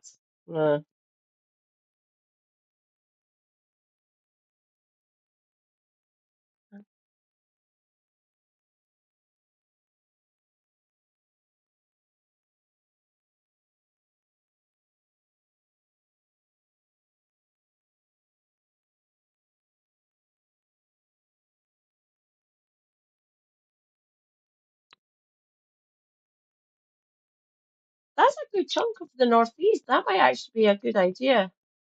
Yeah, basically Thatcherism of Westminster. Still living under her, essentially, which sucks. I hate her. I try not to use her name too much. I do not want to see a spectre appear in my living room. She can fuck off. I hope she's burning. She is either she or her. She done blah, blah, blah, blah, blah to the UK. And this was her fault. She instituted blah, blah, blah, blah, blah.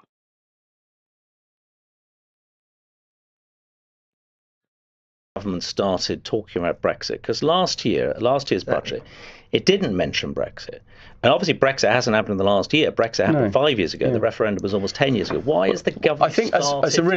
I think that's a really good question, Greg. And I think it's not dissimilar to, I think, some of the impacts that we're seeing post-COVID, which is that the impacts have a longer tail than the events. So the need. So the impact has become a lot more visible just in the last year. Hold on a second. One of the reasons why, as Claire has talked about, the fiscal rules are so important is to restore some confidence in investment. And investment is up as a result of the confidence being given by the fiscal rules that were adhered to.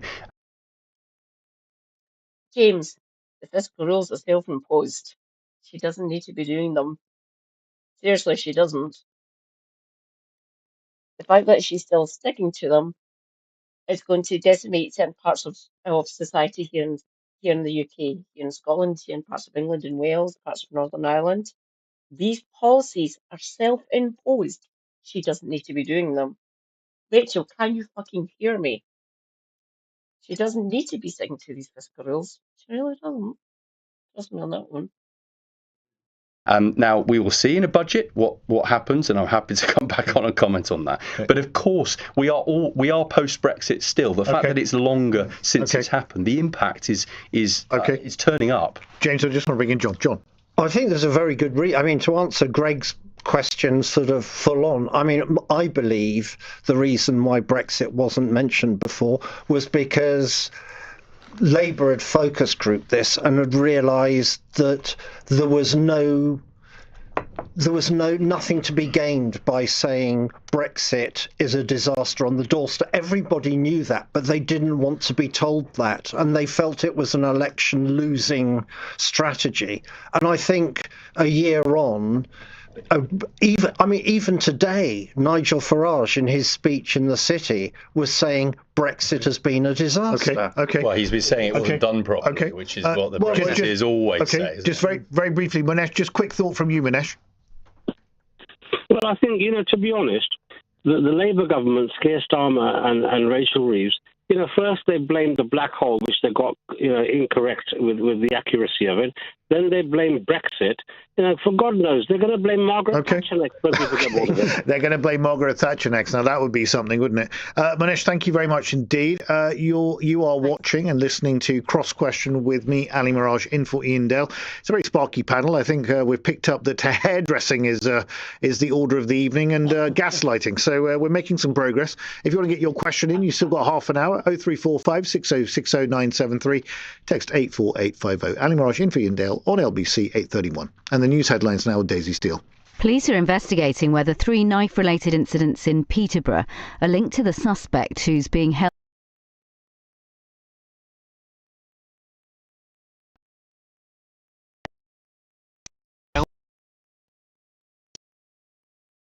Restriction only. Terms at bus bright options. Much better.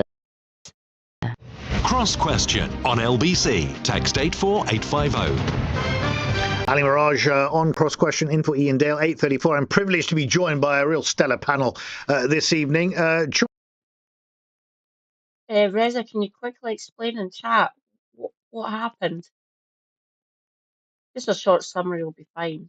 So I'll get the salient details.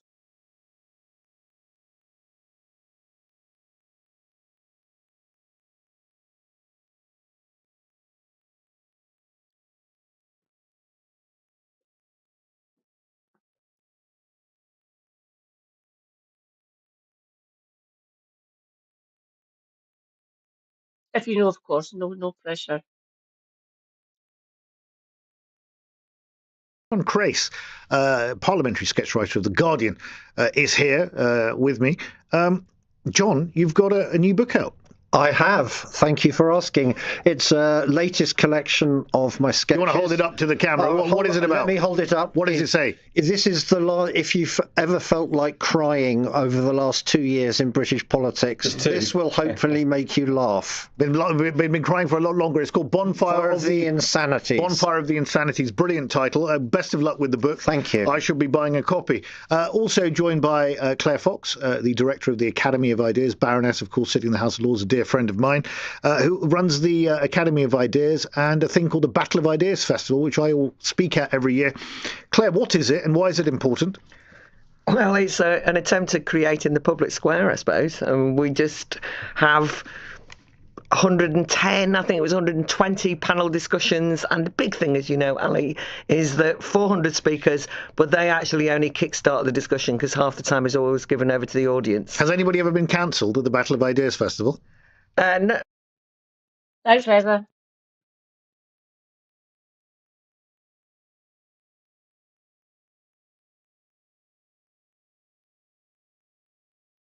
Oh, Christ's sake.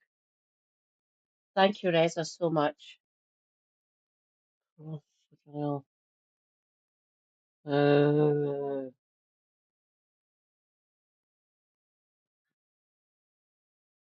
No, actually, no. There's argument. There's arguments. I mean, that's the big thing.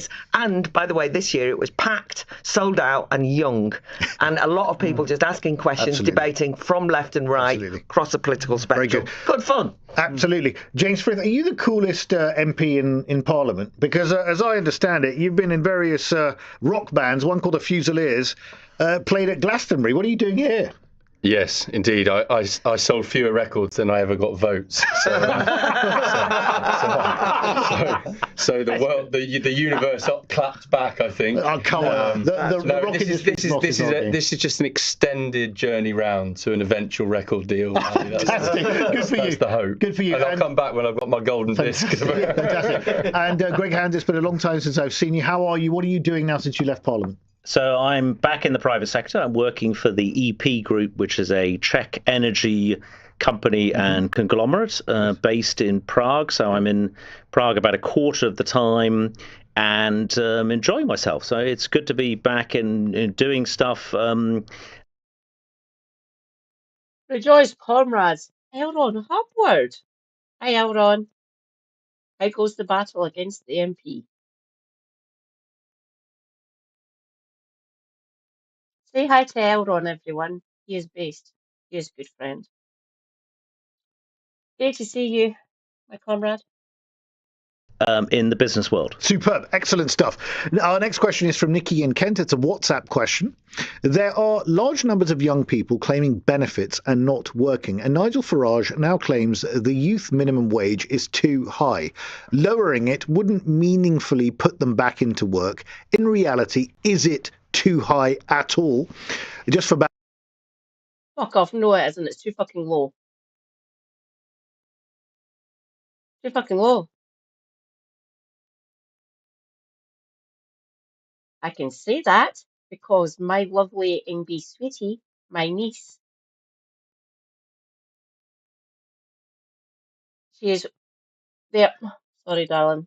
I've got this guy out. She, they, or for everyone else, they, them. I've got this guy out. I do love them so much.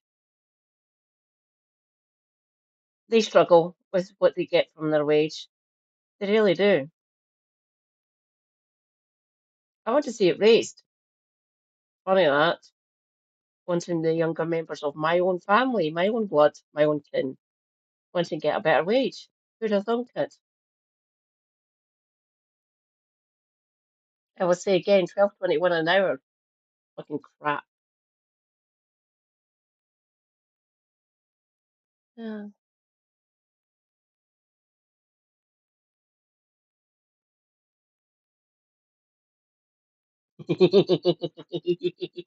Natok, I approve. That is getting pinged. I open that.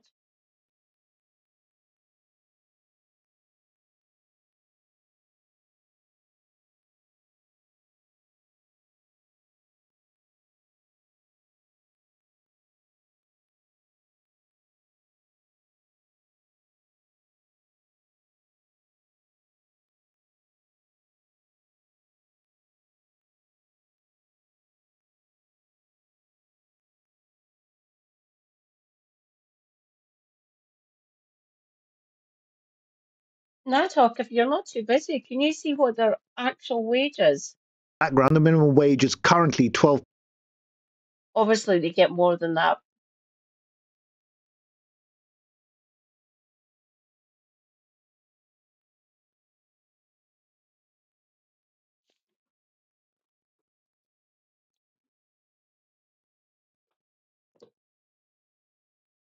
There you go. It's sitting right next to me now. It's my wedding photo, by the way, Mr. E. It's far enough away from me that I won't knock it over. But when I get up, it is in danger. My wedding photo. I am not allowed to show it because you can see Super Hubby in it. Let's see if I can actually do this.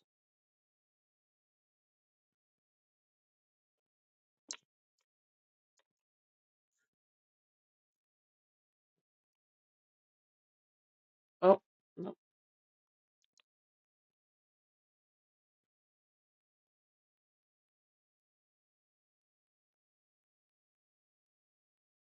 Those two right behind me, the one that's directly behind me is my little sister, my youngest sister, and the one right behind her is my stepdad. I love that photo so much. That was taken in the Glasgow City Council chambers. So you've got the main entrance on George Square, and on the back on shit, I've forgotten the name of the street.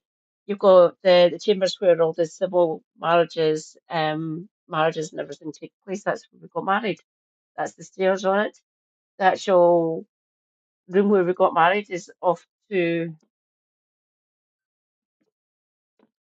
I'll hide it. Oh, it's off to my left, so it's about here roughly. I love my wedding dress. I look gorgeous. So I'll just explain quickly. You've got me and Super Hubby front and centre, and to the left and right, we've got my nephews, who are my younger sister's boys. Then you've got my sister behind me. Then you've got my mum behind my husband. Then up behind my mum, we've got middle sister. Then her daughter and her wife. Then in the middle, we've got my MB sweetie Then behind my younger sister, we've got my stepdad and my younger sister's partner, now husband.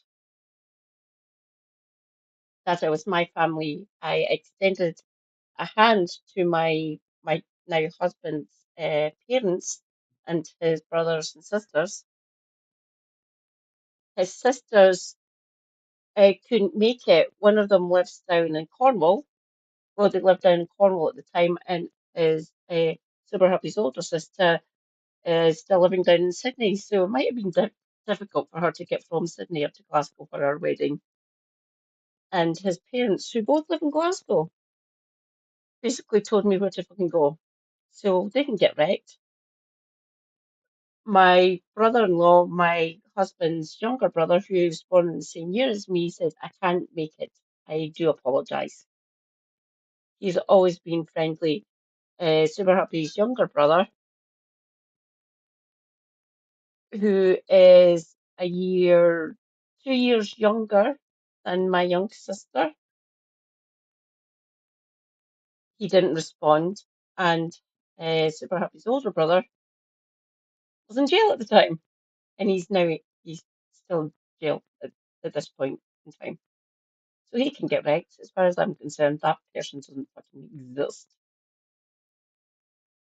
Oh, don't worry. Yeah, I've moved it now so I can actually see it. I love the wee bow ties my nephews are wearing. Oh, by the way, I was married 9 years ago. Our anniversary was on the 26th of October.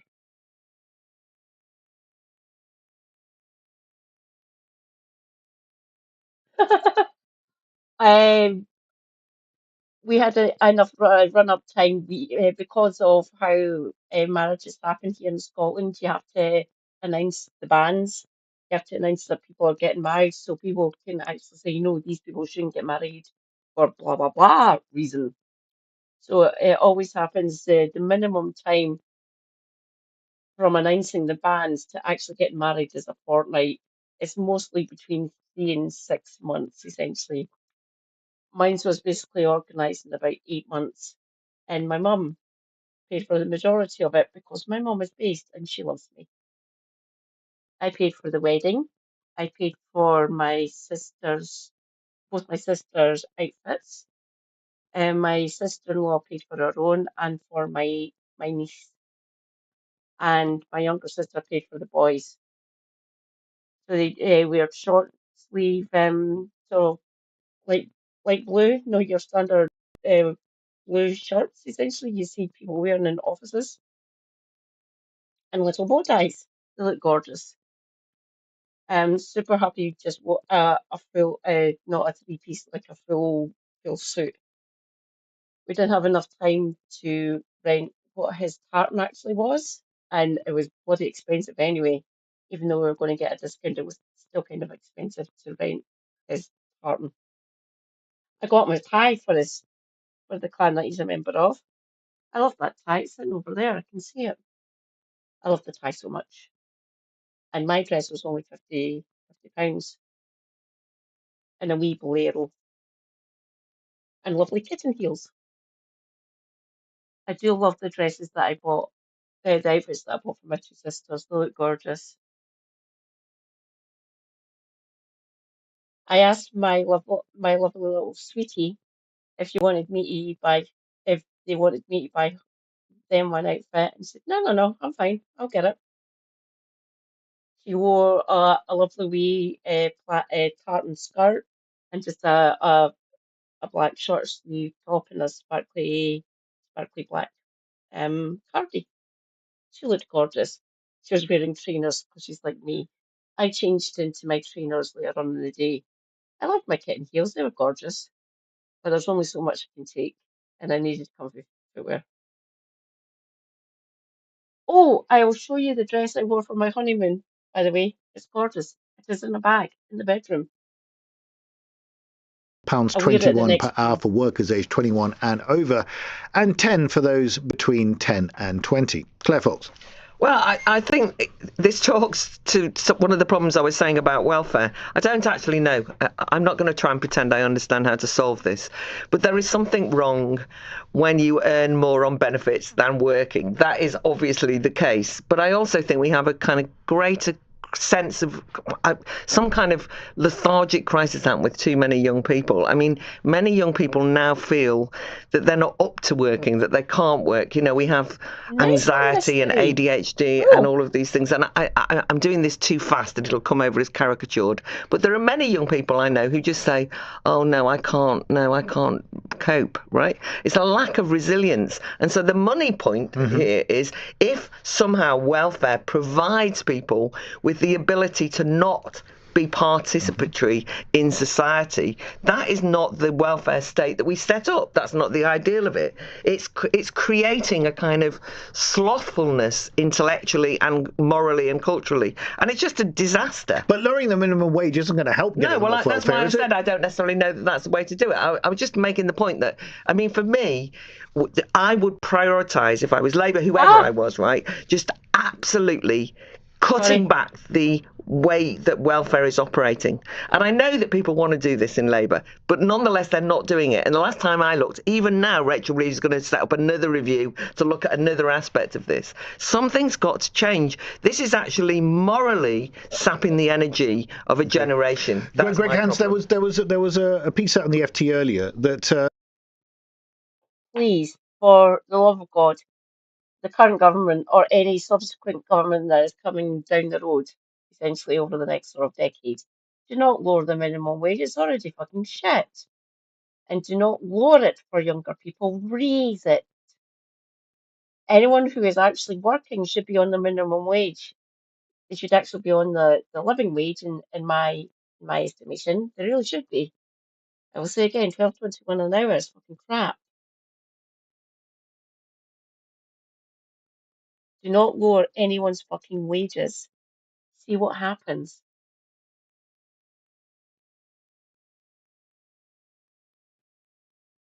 I got together with my husband when I was 22.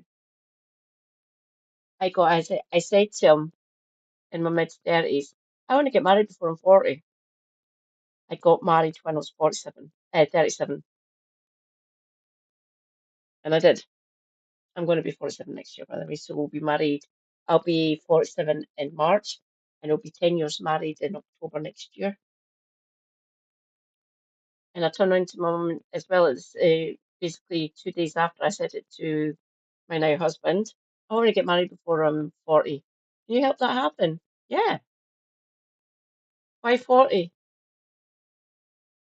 Going on historical records, anyone over the age of 40 who isn't married is classed as a spinster and useless to society. Well, I know what you read. Don't read those sort of historical documents. Lots of people in their 40s are worthwhile people, worthwhile individuals to society. So, yeah, I can help you get married before you're 40, but don't do it for that reason. Do it because you want to get married and you love super hubby. I do. He takes good care of me. So I was in my late 30s essentially, even though I'd got engaged to him when I was 23. Some of the big employers in this country are now going to be thinking very hard about whether to employ young people, because the national living wage is going to go up and it's actually going to be eating into graduate level salaries, which is going to make a disincentive to actually hire people. The government can change that, Ali. What the fuck? Yeah, pay correctly. Do we see that happening, my friends? I am doubtful. I will say again, I'm here to change the sort of bollocks. Stop treating us like scum, you bastards. Because it's going up so much. I mean, do you think this Nigel Farage is onto something about the minimum wage being too high? Well, I think it needs to be looked at. I think there's 1 million people out of work between the ages of 16 and 25, which is very high. I think Claire is right. The welfare in the scheme of the Western world, it's lower than quite a lot of other countries, by the way. Just saying. Issue, which is a related issue, but I think where we've got 1,000 people signing on to working age sickness benefits each day, that is not a sustainable position for this country to be in. There was a disabling event called a fucking pandemic, Greg. Lots of people developed long COVID and their health took a fucking hit. And we're still brutalizing these people. You were brutalizing people like me for fucking ages. I'll say again, the coalition government can go and fuck themselves as far as I'm concerned, including the Lib Dems. You fucking brutalised the poor and disabled of this country and you want to do more of it. Get right, you're all fucking scum.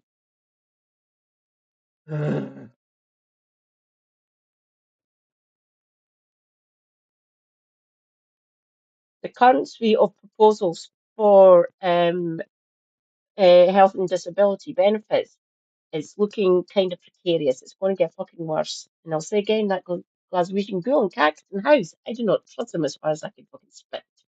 And I do not trust Rachel Reeves either. I a little bit live in fear of the budget this month, and I live in total fear with what Pat McFadden's going to be doing at the Department of Work and Pensions. At least my benefits up here in Scotland now, thank fuck for that. I'm on my full award now. I wasn't under PIP. I was on the bare minimum. I only got the daily living component. I didn't get the mobility component. I'm getting full at the enhanced rate. Thank you, Reza. But rather than sort of make up an answer on the spot, Ali, going back to my Treasury days, I would want to actually look at all the numbers properly before coming to kind of an assessment. The minimum wage cannot keep rising forever beyond inflation. I think it fucking has to, so we can get some better economic fucking growth in the country, for fuck's sake, you bastard. If the majority of people in the country have more disposable income, it will raise the economy. It will be better for the country as a whole. We will buy things. We will sustain our households. We can buy other stuff. We can go on holiday. We can buy local produce. We can buy lots of different things across the economy, which will raise the economic outlook for this country. Do you bastards want to do that? Do you bollocks? If you give a fairer assessment, give us more money, disabled, unemployed, workers of the country, if you give us more disposable income, it'll be better for the economy. Do you give a fuck about that? Do you bollocks? Yes. I am here for that, Mr. Reed. I really am. It's worth asking the question, at least, particularly if it's putting off people employing graduates. You know, one of the big, if you like, one of the big trade-offs between going to university is that now you pay back your university times once you go above a certain level of income. So already you're making quite a big commitment. You're still paying interest on paying back your student loans, by the way. I didn't need to pay student loans. I'm up here in Scotland. I got my student loans paid for me by the Scottish Government. It is amazing. I love it. The only thing I had to pay for is like my stationery pencil for illustrative purposes. My books, which were kind of expensive because I was going into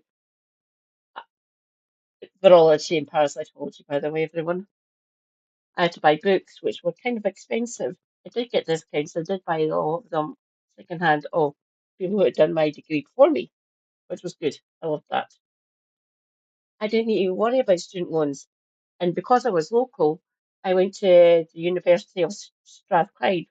At the time, my health wasn't too bad, and I could walk to the university to my lectures, which was easy, and I had easy bus travel into the university as well.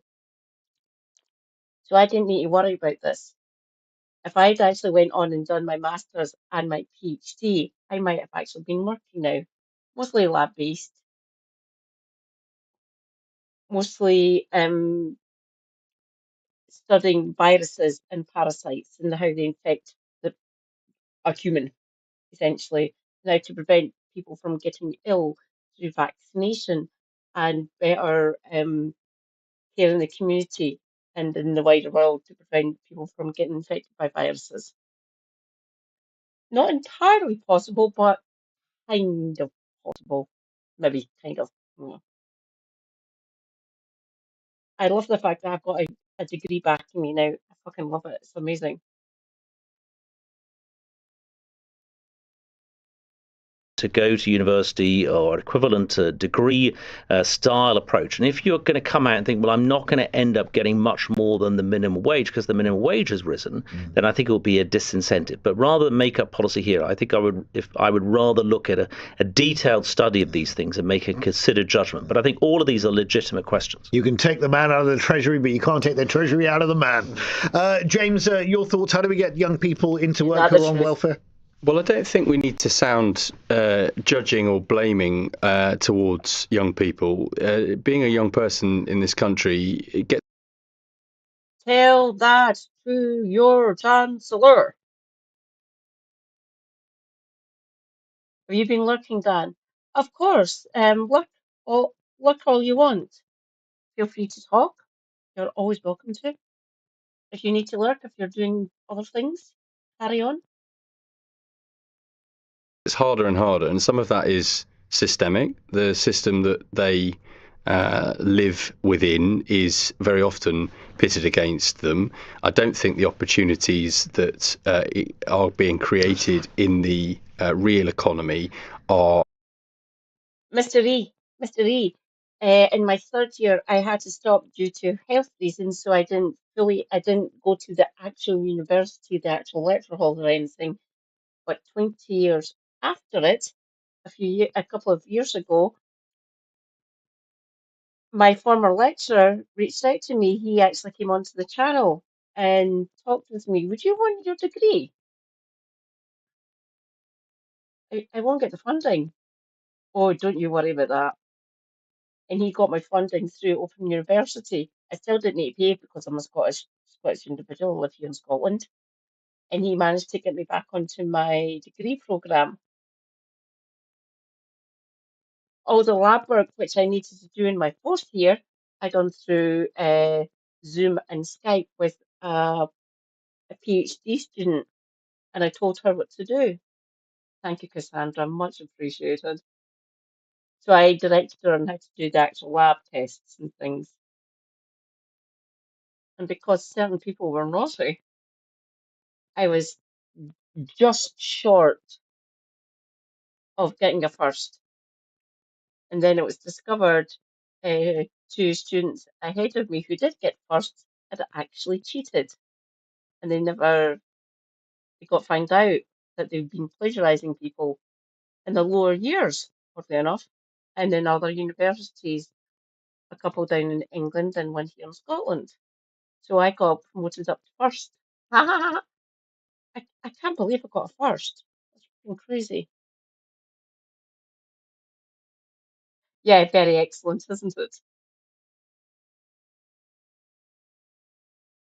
My professor reached out to me. I've managed to create a couple of lists, a list of a couple of people who can fund you for your master's and your PhD. Unfortunately, they're pharmaceutical companies. And I said, thank you for your work in helping me get my degree and my first. Thank you so much, Professor. But no, I'm not selling my soul. I thought that'd be your answer. I don't blame you.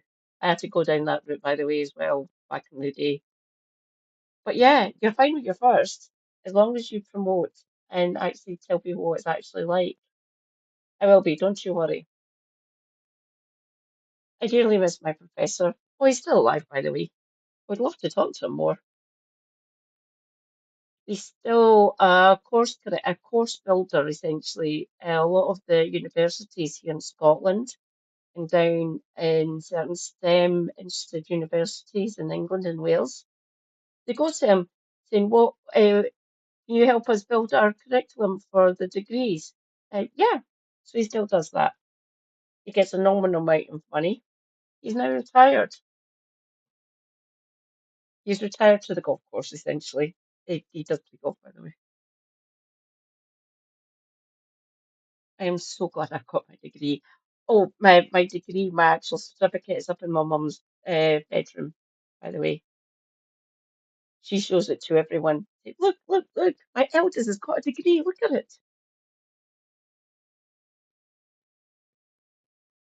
Nearly as geared towards young people. It's why I do support the minimum wage being the level it's at. The young people in my life don't need discouraging by paying them less. Actually, they need to feel that there is a longer term plan, a mission for them. Actually, we support local employers in Bury who do brilliant work with young people. There's just not enough of those opportunities for our young people. Some of this, I'm afraid, also speaks to legacy of COVID, where we effectively taught young people to stay at home for a period of time, and that has had, I think, a far deeper cultural impact. Remote working works, James. That has been proven for certain industries, certain sectors of the economy. That's been proven correct. She could actually help with that, actually, as well. I'm here to debunk Rachel Reeves, by the way, everyone. Will she listen to me? Unfortunately not. Will she listen to Elena?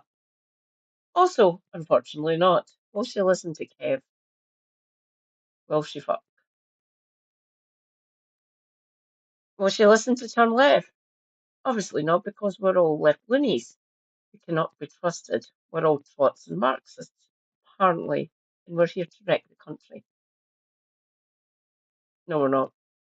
You are, apparently. Just saying. In actually across socialisation, across age groups. Actually, if you talk to publicans, they will talk very often. They'll openly discuss how some of their customers' behaviour changed through a lack of socialisation through COVID, and the same is true for you. Do you think Rachel Reeves has got the right idea to actually get this thing going, where you take a job, you're actually going to, if you don't take a job, I think a couple of strikes and you're going to be out? I think I'm a believer in the kind of rights and responsibilities agenda, which that speaks to. You shouldn't get everything for nothing, but you also need to plug in the opportunities that you give to a young person with sight of what their future will look like. Okay, John. I often think that, you know, the people who are sort of calling for, I mean, Nigel Farage calling for the minimum wage to be lowered. I can't imagine that he or any of his family would be quite, you know, happy to be on the minimum wage themselves. I mean, so to me, it feels very much about sort of distributing less to more people. But isn't it about driving economic growth? I mean, if you've got the minimum wage going up on the one hand, or the national living wage going up on the one hand, and you've also got workers' rights, which is Angela Rayner's legacy, these are double whammies on business to create jobs. I know. I mean, I'm not pretending to have the answers with this. I mean, I'm kind of with Greg there. I would, you know, I'd kind of defer to his sort of numbers. But to the other side of that, Ali, is the spending power. Okay, so if people are paid more, they're able to spend more, and the lowest paid and the youngest paid spend a higher proportion of their total income. But James, in the local economy, my daughter will go out and spend her wages in the local shop. But James, she doesn't put it in I mean, she routinely will say she's going to save it before she spends it, and that is a local economy impact. Okay, but James, we need to think about the business impact too. Claire Fox. Listen, I think, James, when you talked about what happened during COVID and the cultural impact, I think that's really important. I think there's a broader cultural problem, though. And so when you said, you know, we've got to be careful about not being judgmental or blaming people, I think I get the balance right here. I actually blame our generations and generations younger than me, because I think that grown-ups absented the room and in some ways overindulged the young. And I do think that many young people have Twitch and YouTube, Mr. E. So I've only got the two. I've got Twitch and YouTube. I'm not on Kick or I'm not on TikTok. I'm keeping it simple for myself, for my setup, so Twitch and YouTube. When I'm not being naughty, when I get copyright cut on YouTube. I'm mostly safe here on Twitch for what I say and stuff, but for my YouTube chat, I have to be a little bit more circumspect, really. But yeah, Twitch and YouTube mostly, just those two. Feel free to come over to Twitch if you want. MadCat79 Scotty, if you wish.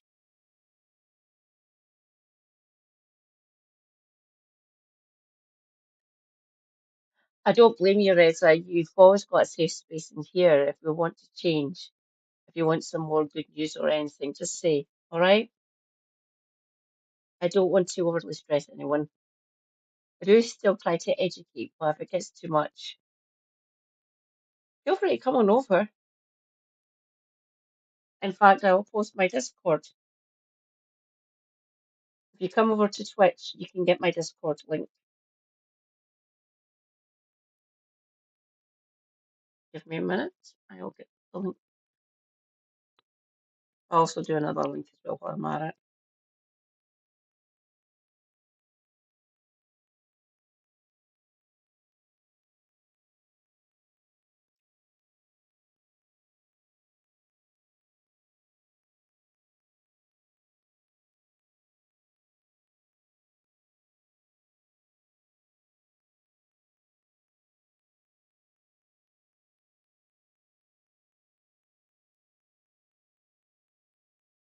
Ta-da!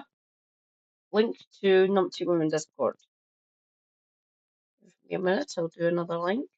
No pressure whatsoever to do this one.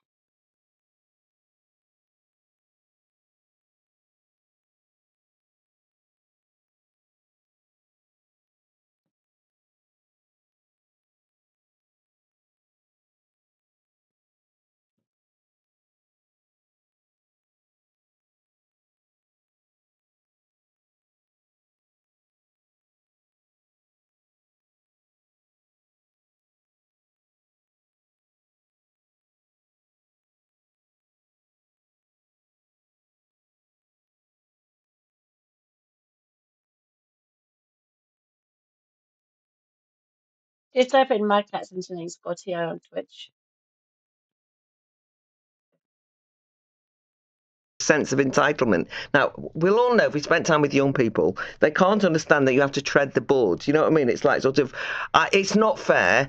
I'm not this famous person already, right? And so on and so forth. And so culturally, we've done something wrong. Yeah. There's a sense of entitlement. I deserve to have this. It's like, well, do some bloody work. Now, that might sound old-fashioned, but it's like, no, you've got to work on. So one of the problems that I have about the minimum wage thing is, it's not like you can't just keep giving people money. It's like, you've also got to create an atmosphere where people realise that they have to put themselves into a different position. But then what I was going to say was there's not enough jobs either. Yeah, right. So I'm also okay, James. So one of the businesses I've founded worked within the space between education and employment altogether. The social enterprise to ready young people for work, which did involve some home truths about needing to turn up and put up and work hard. Yeah. But actually, also one of the very common mistakes and some of the home truths we would give back to employers is that simply opening your door to opportunities isn't enough. You do need to appreciate that you are, as a finished product, as a man or woman in responsibility in a place of work, is a completely different article than a young person entering the workplace for the first time. And very often, employers are too ready to judge a young person according to themselves as a sort of finished professional article, as opposed to giving them the benefit of the doubt. That is a very good point. Greg, you're steeped in the business as well tell us? If I might, I'm genuinely interested in what the government is up to, James. But is the proposal... See, one of the things that I think was one of the worst things that could have happened to this government is the vote on the 1st of July, or the non-vote, where Labour retreated on welfare reform and stripped it out of the welfare reform bill. It's now a zombie bill, which is called the welfare reform bill, but there's no welfare reform in it. Yes. And I think the die might be cast. They were staring down the barrel of a full backbench revolt, Greg. That's why they retreated. They still kicked people out. Still, a few backbenchers did lose the whip because they didn't like it, and they basically got booted out of the party line. Essentially, they lost the Labour whip, they lost the government whip for that one. There's about 4 or 5 of them that lost the whip for that. It was looking like to be a full backbench rebellion, by the way, by a good portion of the Labour backbenchers, if they were going to go ahead. That's why we've now got the Timms review happening. We'll find out what's going to be happening with that one in due course. I don't know when it's going to be getting published. I don't know how long it's going to take Stephen Timms to do it. Don't worry, I'm giving it an eye. I don't want to. But they were staring down the barrel of a full backbench revolt for the reforms that they were going to be doing to the benefit system. And literally stripping people like me of our fucking funding, our benefits, and our access to work, and other parts of the benefits budget. They were literally going to be fucking slashing them to fuck. And they were looking at go back rebellion over that one. That's why they fucking retreated. Like the cowards they are, they shouldn't fucking even start to do it, essentially. Thanks, Liz Truss, you absolute fucking monster. I'm Rachel Reeves. I'm Keir Starmer. There's a reason he gets called Kid Starmer, by the way. But we'll see what happens with the Timms review. Don't worry, I'll be reporting on it. For the whole parliament. Now, I think you've got to get a grip on welfare. The 1,000 a day that I talked about earlier, the million 16 to 25-year-olds not in work at all. I mean, is the proposal to actually come back with some welfare reform, or are you saying that's it for the parliament? I think very much it's to come back with reforms. I think the co-production piece that's going on with Sir Stephen Timms at the moment is, I think he's a sir. I might have just he is definitely a sir. Mercifully. So the review that he is conducting is a co-production. Look, what is a co-production? Fair enough. Sounds like something at Shaftesbury Avenue. I've out-termed you from the Treasury. So produced in cooperation with somebody else or something else. So the disability groups, the welfare groups, the interest groups that felt overlooked. Before the Timms review got instituted, by the way, before this vote back in July, when they were doing this, they excluded benefits advocates, charities, community outreach programs, societies who actually advocate for disabled people like myself. We were excluded. We never got asked. We were literally sidelined. They didn't listen to us, even though we kept on shouting at them. You have to include us in these fucking discussions. And they just ignored us. Fun. Fucking despise them for that one. And lots of Labour backbenchers wanted to do the reforms that the then Liz Kendall, Department of Work and Pension Secretary, and Rachel Reeves and Keir Starmer and the rest of the front benches and quite a lot of the junior ministers in each of the departments. They wanted to do this to us. They wanted to brutalise us and defund us.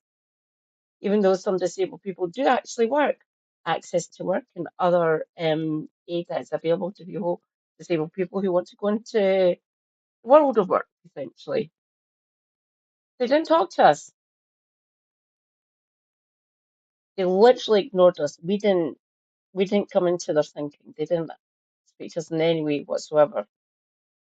Fun. I hate them. You want to do this to us.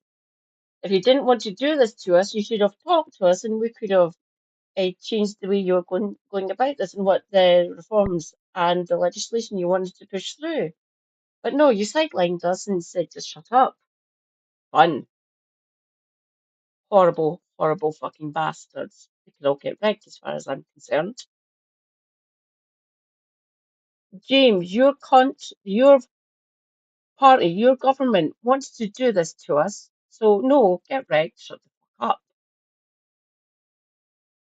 Or underheard during the proposed reforms, and there, in my view, and as somebody that came out early in support for the instincts of the original welfare reforms, is that the argument at the heart of those reforms is right, which includes actually ensuring people get a bit more if they've paid in more, and that unemployment premium is still in the Doesn't work like that.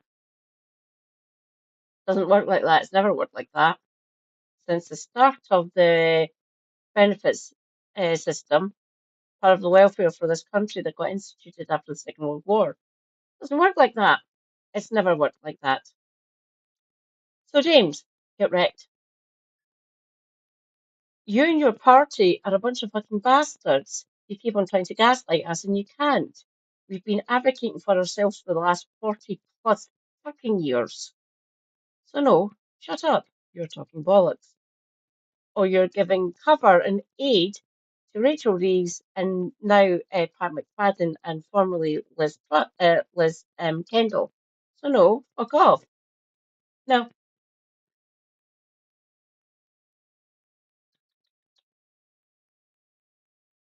A bit concerned because it strikes me virtually everybody in this country, I hate to use a phrase virtually everybody, but most people I know, speak to from all sides of political spectrum, all think that welfare in this country is out of control and something needs to be done about it, except for your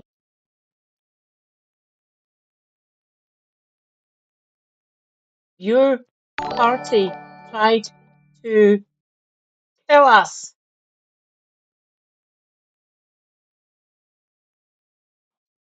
Oh.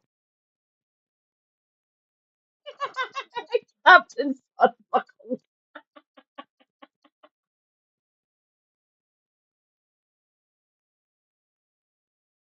Hello, Captain Fudbuckle. I fucking love that one. Welcome, Captain Fudbuckle. Welcome to the Twitch stream. Hello, hello. Look, it's still these ghouls. 150 Labour MPs who threatened to rebel on the 1st of July and scuppered the welfare reform. But I'm encouraged if welfare reform is going to happen. Well, we shall see what Pat McFadden achieves on that. We'll come back to it, I'm sure, another time. Thank you very much. So we've still got 12 minutes to get your questions in. You can call in 0345 6060 973, text 84850. Ali Mirage in for Indale on LBC. It's 8:48. On the latest episode of The Newsagents. After that horrific stabbing attack on the Peterborough train that left many people seriously injured, we're going to be asking what the political response has been and whether a knee-jerk move to increase stop and search is staring us in the face or completely the wrong answer. Get the latest episode of The Newsagents with Emily Maitlis, John Sopel and Lewis Goodall. Listen or watch on the free Global Player app or the new LBC app. I'm telling you, raise taxes, that's how. Cut spending, less waste, more sense. Move north, get more for your money. Until winter hits your heating bill. Fair. Up to 9.13% annual return. We all agree that's strong. Yeah. Yeah, that's hard to ignore. Cufflink, auto invest, property back. 5. Hear this. Vitabiotics.com. Brands that use red. Cross question on LBC with me, Ali Mirage. Text questions come in from Barry in Southminster in Essex. Gareth Southgate, Sir Gareth Southgate, the former England manager, says people displaying our national flag could be bad for this country's unity. Does this make any sense to you at all? Background, the former England men's football manager, Sir Gareth, says he's worried about unity in the country because of the way he feels some people are using the St George's flag when putting them up in public places, adding that this country, and I quote here, should try and focus more on what brings us together than what separates us. John? I have some sympathy with Gareth Southgate, actually, because, I mean, I feel British. I don't feel the need to I don't feel the flag makes me any more British than I am already. I don't feel, I don't feel the need to sort of display it. And I do feel that in some cases the use of the flag is designed to be provocative rather than to be bringing people together with a sense of unity. What's the evidence for that? Just my gut feeling, really. I can't give you sort of chapter. I mean, I haven't gone around speaking to lots of people with flags, but I just sort of, when I go with my wife to the hospital, along one particular main street down in South London, there is a row of sort of flags, and you kind of think, why? I mean.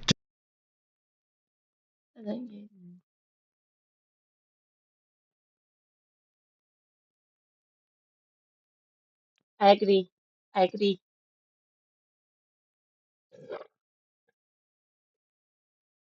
For obvious reasons, I don't like we call it the butcher's apron up here, by the way. That's the Union flag, by the way. Sometimes called the Union Jack, which is wrong. It's only the Union Jack if it's on a flagstaff on a ship. It's the Union flag. In certain circumstances, I'm fine with St George's Cross. I am. I know it's a flag that represents England, even though St George wasn't English. I get it. You like it. Fair enough. But the amount that's going up and people actually defeating and damaging properties, putting these flags in place or painting over things, don't like it whatsoever. No. They're doing that for their own either self-aggrandizement or to show a more racist attitude, in my opinion. A lot of them, a good few of them at least. I have no problem with the St George's flag. I like the salt tire. Just to like on our lamppost outside on the main street that I live on. I don't know if the council's going to be taking them down or just leaving them there. I like the salt tire. I know what it means to me. I love my flag desperately. I love the salt tire. It's a beautiful flag. Very simple, and it evokes so much the unity within Scotland for a lot of people. I love the salt tire. But some people are using this for their own ends, really, and I don't abide by that because these flags mean a lot of things to a lot of different people across the country. If we can take the racism out of it, I have no problem with it, but that's going to prove tricky, to say the least. Yeah. I'd love to see the flag of Glasgow more. The flag with the coat of arms of Glasgow on it. Or the flag of St Kentigern, also known as St Mungo here in Glasgow. His original name was St Kentigern. He's now called St Mungo, and there's lots of places in Glasgow that are named after St Mungo. There's a few schools. There's an area called St Mungo here in the north of Glasgow and things like that. More regionalism would be quite good. I would approve of that. But some of these people are using it for their own selfish ends, really, which is disgusting in my opinion. Do people feel more British just because they look out the window and can see a flag? I personally don't make that connection. Claire Fox, you wrote a book which was highly acclaimed called I Find That Offensive. Do you find flags offensive? I don't find them offensive. I actually think this has been a really interesting initiative. I actually think that people are trying to say we should unite around the flag. And that's because they feel as though being British has been demonised, that somehow there's been a neglect of a certain outlook. And some of them are using it for racist reasons, Claire. Thank you. Just saying. I always say again, I love the saltire. I love symbolism after a fashion, really. But some of these people are doing it for racist reasons, and that is disgusting, using the flag of wherever their own self-aggrandizement and own selfish reasons. No, fuck off. We are not racist. I get the reason why the Union flag exists. I get it. It represents the four nations, kind of, maybe. Some people will disagree. I don't like it for very, very obvious reasons. Being treated as a colonial, being treated as lesser because I am Scottish, is gutting. Hate it. Don't like it whatsoever. And that's one of the main reasons this has been happening across the UK. I want to change that. It would be good.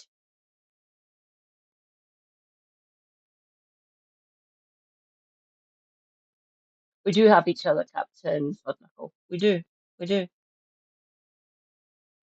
We are more communal. We're more community and community based and country based up here. We've always been like that. They've tried to stamp it out of us or beat it out of us. They've failed. Haha, get wrecked. We are more community based than other parts of the UK. Don't. Oh, sorry.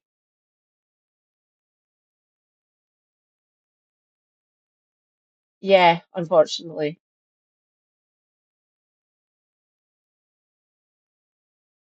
Yeah, it has, Reza. It has. so one of the things that's really interesting is this was a kind of real grassroots movement. Many people actually got together. Some people were combining it with picking up litter and doing community work. It's taken off everywhere. It's been in some ways an expression of people power, a grassroots movement.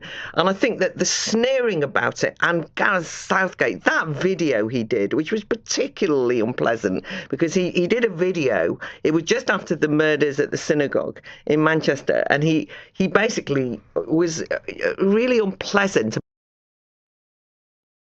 He done that because people had actually put flags on his own private property and in his community, and he was speaking out about it. Just because it coincided with that event doesn't mean he was being disrespectful for what happened there at the synagogue. Just my own take, by the way, for that one. He didn't like to see it. He saw what people were doing. He recognised that some people in his community were doing it for racist reasons. For that take, I stand behind. I stand with Gareth Southgate on that one. People in his community where he lives, he saw what was happening, and he saw what was happening within his community. I get him on that one. I understand. I've seen it here in Glasgow for many fucking years, many decades, essentially. Getting divided by certain takes within society, within the wider scope of the UK, and within the wider scope of Glasgow, essentially. We've always been religiously and culturally divided in certain parts of Glasgow.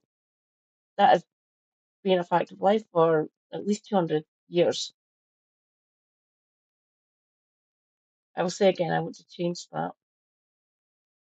About the kind of, he didn't say white man van man, but it was that kind of thing, raising their flags and being divisive, right? And I thought, no, you're the one who's being divisive. What are you talking about? And he actually talked about white men, right? And so you think this is terrible. Identity politics has been a disaster in this country. And I think if we're going to have unity, uniting around the nation state is a very positive thing. And that's Gary Neville. Apparently Gary Neville. That was Gary Neville. Oh, is this a different? This is Gareth Southgate. Yeah. So same game, different bloke. I'm muddling. I'm misnaming my Garys. But same sentiment, which is to sneer about people who are raising the flag. Maybe he's not sneering. Maybe he's just genuinely concerned and he's worried about it. But don't you think that demonisation of the flag has been a problem? Well, James, what do you think? Disagreement. Look, I was born on St George's Day. No one's going to tell me that I've not got the same claim or a claim on St George's Day flag, or indeed what the British flag means to people.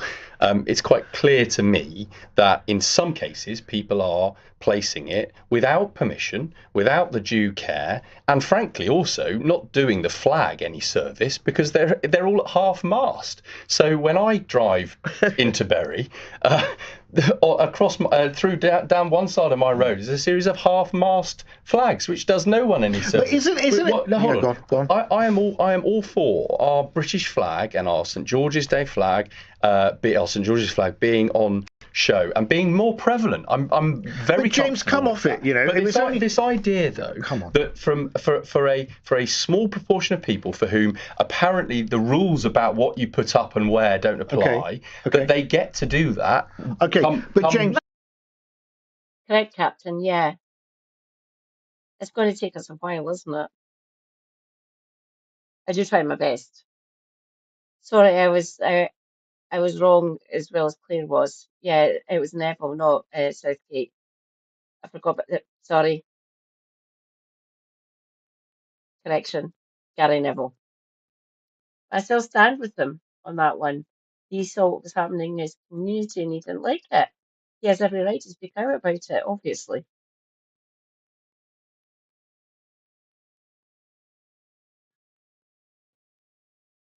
That's a very technical health and safety. I think so. They hang it upside down at times. James, to be fair, it was only before the last election that certain people in the Labour Party were having hissy fit about having any Union Jack on their election leaflets at all because they thought it might offend people. I had a Union Jack or a Union flag on my literature, and like I say, I was born on April 25th. This is the same party where Jeremy Corbyn couldn't sing the national anthem. Well, I think we've gone quite some way since then, given the thumping defeat we endured. So now you're waving flags made in China at the. It wasn't a thumping defeat. The only reason Corbyn didn't fucking win because Blairite and other saboteurs within the backbenches and within the cabinet itself actually made it untenable for Jeremy to carry on. He was within the slightly over 2,000 fucking votes of becoming Prime Minister. And people like you, I don't know conclusively about yourself, but other backbenchers and people who are in the fucking cabinet were briefing against him and organising against him. So fuck off, get wrecked.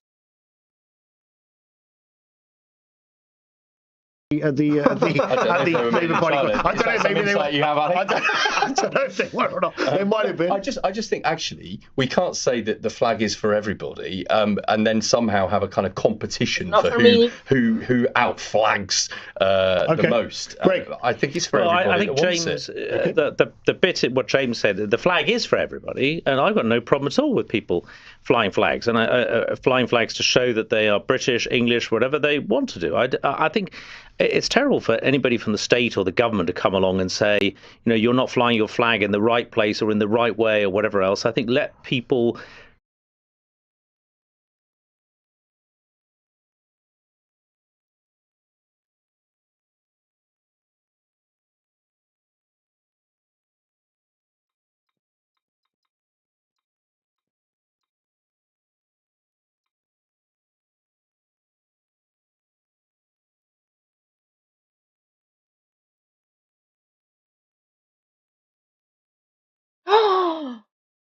Rejoice, comrades, Glasgow friends, and lovely, lovely lady. Orchestran is here. Hi, Orchestran. Welcome, welcome. Great to see you, sweetie. How goes it? Yeah, not for us either. Is there any hotels up where you are? Oh, by the way, Orchestran lives very near me, would I say? Hi, Orchestran. Great to see you, darling. Greg Hans, by the way. We've also got James Frith from the Labour backbenches. We've got Claire Fox and John Crace, political sketch writer for The Guardian. It's not Ian Dale, it is Ali Mirage, because Ian's on holiday. This is cross question, by the way, darling. Show their patriotism, show their pride, whatever it is they're trying to express. I don't agree with Gareth Southgate, and I don't think there is a problem in this country with people flying the flag. Okay, Claire, quick comment. I just wanted to point out that in Wood Green, where I'm from, suddenly out of nowhere, loads of pride flags went up and they repainted the zebra crossing as a rainbow, right? Local people were like, what the hell's going on here? And as somebody who's gender critical, I find the whole thing completely offensive, by the way. Well, but what I'm saying is, then they both... Fantastic! Transphobe. I already knew she was a transphobe, by the way. Look! Claire Fox, get wrecked. I'm not a transphobe in any shape or form, by the way. Basically say anyone who's going around hanging flags up and painting over zebra crossings is some kind of a divisive creature. You think, well, tell that to your councils. Yeah, indeed. They want to politicise flags, right? I'm going to try and squeeze in 2 more questions. Going to be really, really pithy on this because the fun question's the most important one, which comes later, which is all going to make you quake with fear.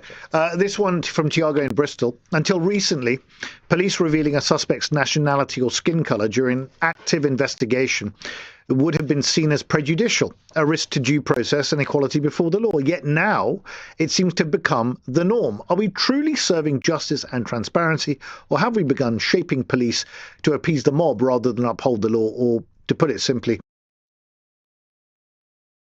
The reason they are publishing or saying to the media the ethnicity and background of these individuals is to prevent fucking wankers and racists from speculating that it might be a terrorist attack or someone who came on a boat and all that sort of bollocks. That's the reason they are doing this now. They're not giving the name because it's an active investigation. They're giving the ethnicity and part of the background of the individual to staple any sort of right-wing fucking bollocks happening in the media and on social media and in civil society in general. Okay? They're getting forced to do this because of racist fucking bastards. Fun! Love it, as always. Christ, like, what is happening to my country?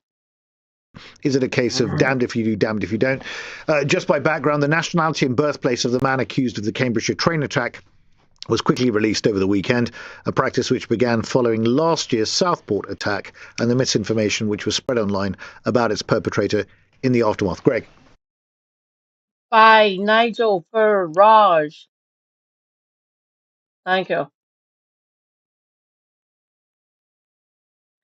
Did the orchestra? I didn't know that. Thank you. Thank you kindly.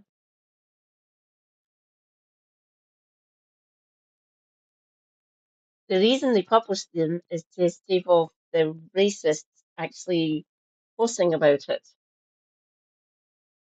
I'm a bit mixed about this happening. Well, it's an ongoing investigation, is maybe just touch prejudicial, don't get me wrong. As long as they don't give the full details of the suspect they're investigating and talking to. Did they? Thanks, darling. How are you doing, by the way? Sorry I haven't been talking to you. I've been a bit busy dealing with stuff. Hope you're doing well, by the way. They have to stave off these racist attacks, by the way, in social media and in news at large.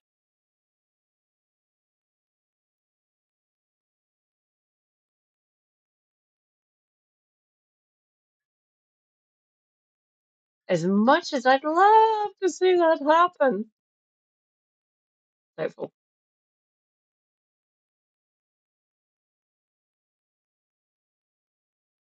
It was always publicised, especially back during the 60s, 70s, 80s, and into the early and late 90s, and slightly into the early 2000s. Delightful. We got confused with Irish terrorists. Fun. Or Irish freedom fighters. Didn't like it.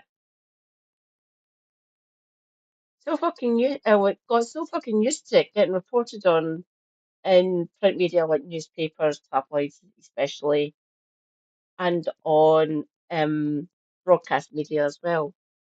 Broadcast news and things of that nature. Fucking sucked. We're not Irish, we're fucking Scottish. Get it right. Don't make me go full fucking Scottish. Yes, it's been at like a 55-year low now, and we still get labelled as mad Scots. Mad jocks, if you wish. Get wrecked. No, we're not. Fuck off. We've done a lot to change that culture, by the way. Do you recognise it? Some of you do. I'll give some of those people their due, but the vast majority of people down in England, they don't, especially in the House of Commons. Seriously, get wrecked. We're beyond those fucking stereotypes now. We've been beyond those stereotypes for the last 50 fucking years.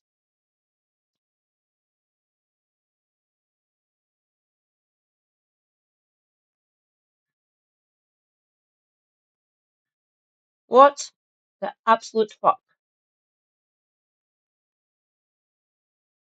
I'm Scottish. Get wrecked. So fucking depressing at times. We're not fucking Irish. We're Scottish.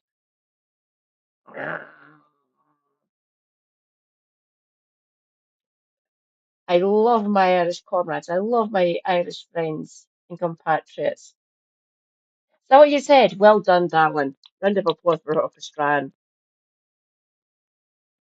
Oh god, fucking hell. Grrr. There are certain parts of print media and online media that I'm worried about in the lead up to May. I will obviously try to combat it in the lead up to the Holyrood and Senate elections and stuff and the local elections down in England. I will be speaking out about this. Don't get me wrong, I will be speaking out. I don't like it.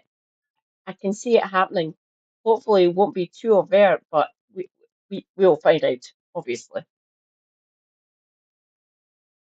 Gosh, I'm not sure, Ali. I'll be quite honest here. I'm not really up to date with it. I think I agree with the transparency side of things, and I think otherwise internet rumours take off, which I think is what happened with Southport.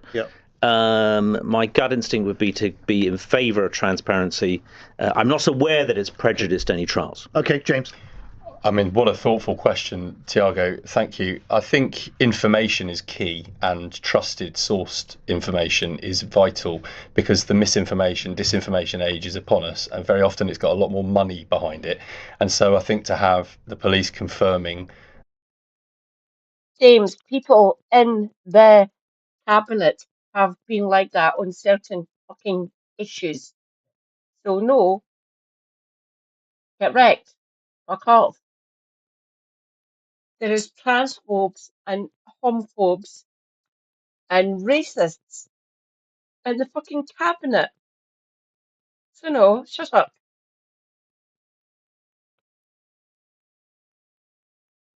That's what Manfrog wants to do, Orchestran.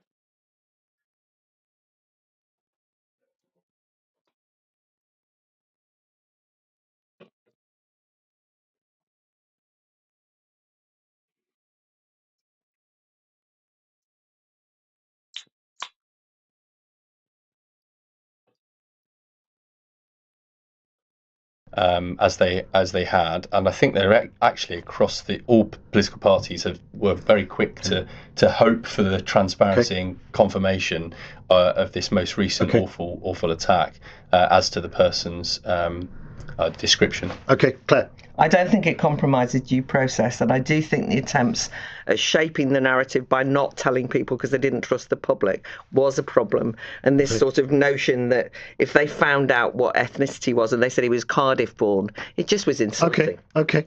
John? I think it's a question of damned if you do, damned if you don't. Yep. Pretty much. I mean, there were rumours, yesterday with the Huntingdon knife attack, and it's a difficult one. Very difficult one.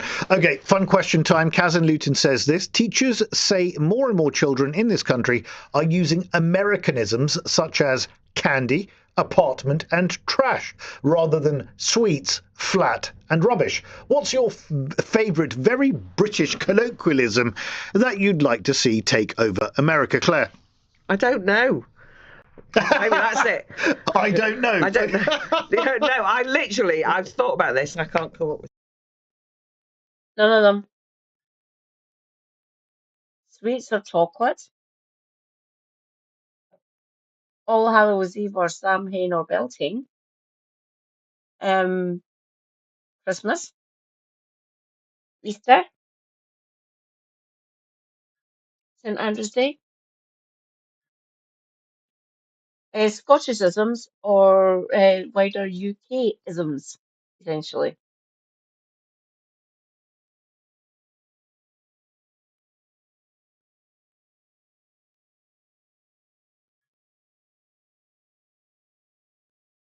Was it The Guardian that published his thank you orchestra?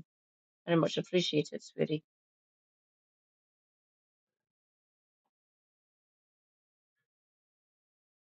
Oh, I'm at a loose end for I've got my Glasgow branch meeting between 7 and 9 tomorrow, today, essentially.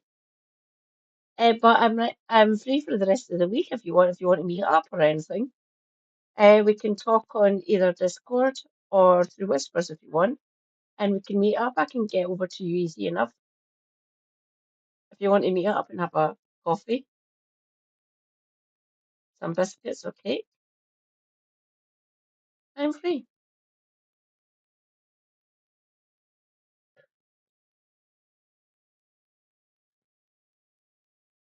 Okay, John? I'm giving it up. Well, I actually have skin in the game. That's a good one. Very good. Very good one. Because, I mean, not least because my wife, my daughter, married an American man and now lives, and for the last 7 years has. Yes. Bring it on. I would love to see it. I was thinking that Andrew Feinstein might actually run again in St Pancras and Holborn. But if it's either Andrew or a Green candidate that actually unseats him, I'd fucking love to see it.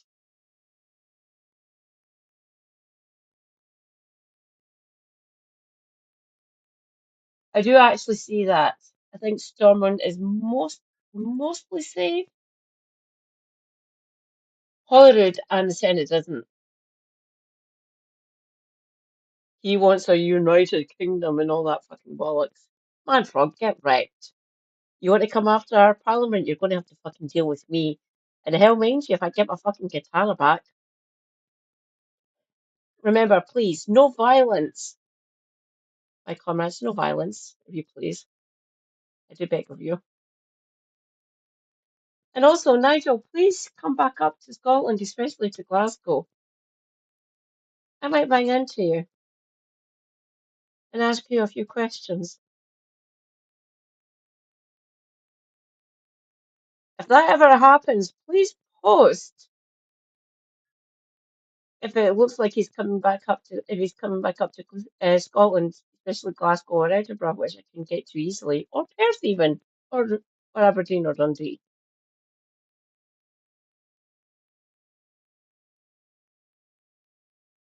I did love that interaction. That video was fucking awesome.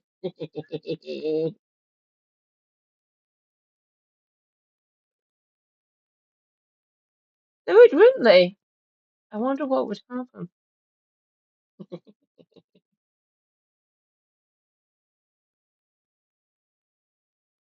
Yeah, that's a good way to hide from fucking angry Scots, just going in their fucking pub. Get like Nigel, seriously. Ah,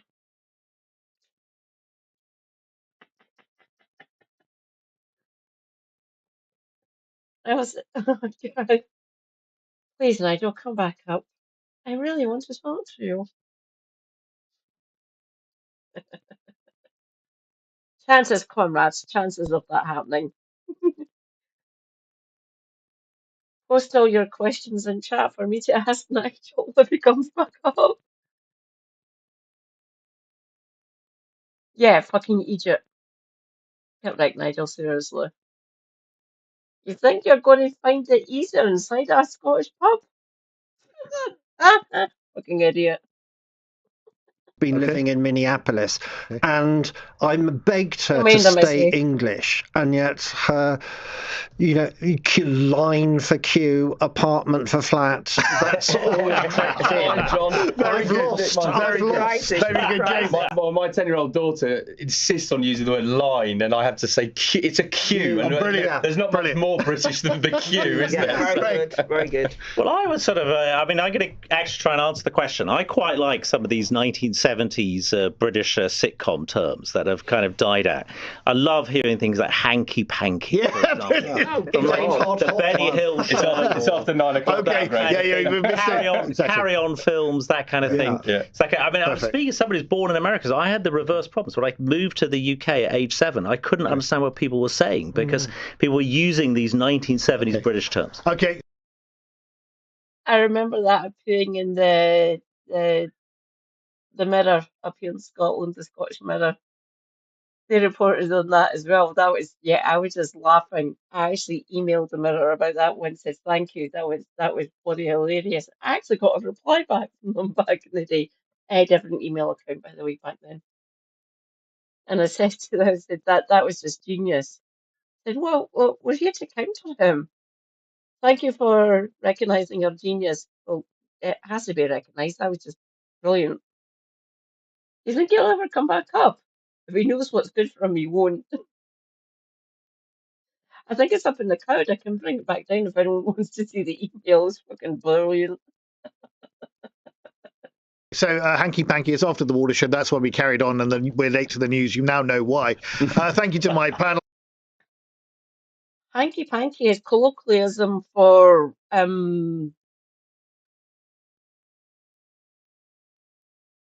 social congress, if you wish, or bedroom activities, if you want, or the old in or out.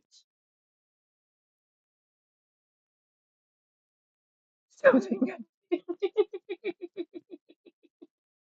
It's kind of old now, isn't it, Dan? The one that I do remember back from the sort of the late 80s to sort of the late 90s was the two-backed beast. I will not go into it any further. Well, John Crace, Claire Fox, James Frith, and Greg Hands. What a fantastic panel it was. Thank you very much indeed. Coming up, we're going to be dissecting what we just talked about there about Sir Gareth Southgate and his views on the flag and his concern that he believes that this might be being divisive, and also this survey that has just come out, which has found that less than half of the British public think diversity is a strength. The National Centre for Social Research found that 49% of the British public feel that diversity strengthens society, compared to 64% of Americans. That is quite something to reflect on. And they also apparently in the US believe that illegal immigrants should be deported, and are less convinced that diversity improves society over here. Has diversity made British society stronger? Yes. On your radio, on the LBC app, and Play LBC. Leading Britain's conversation. This is LBC. From Global's newsroom at 9 o'clock, a train guard who confronted a knife man on a high-speed train in Cambridgeshire has been called a hero by the Home Secretary. He remains critically ill in hospital following Saturday's mass stabbing on the LNER service. 32-year-old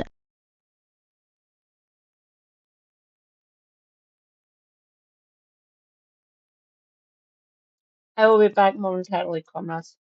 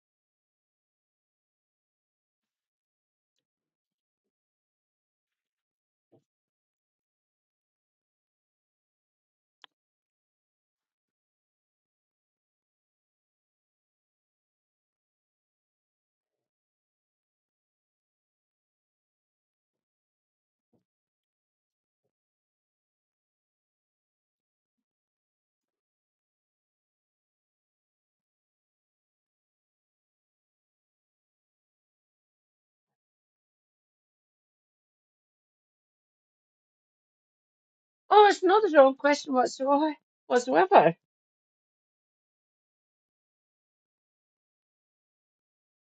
Give me a minute.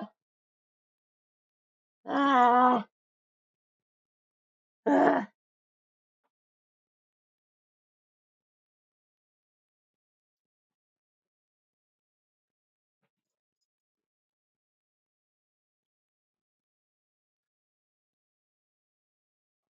I think we'd be better off on our own.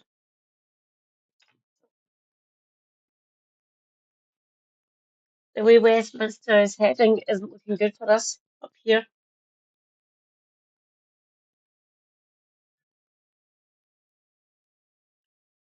We would be better on our own, seriously.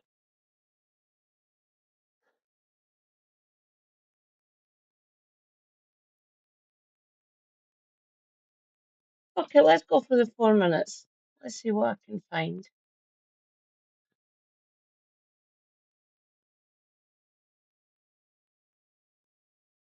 Oh, there's nothing there. Let's see, is there anything in news?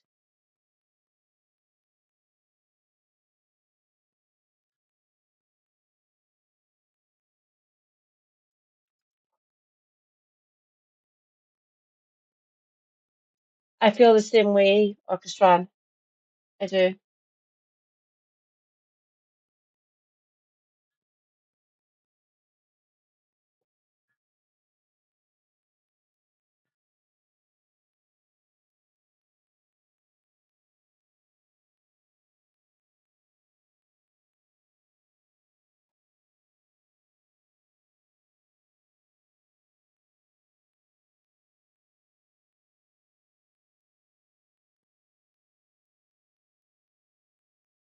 Thank you, Reza and Dan.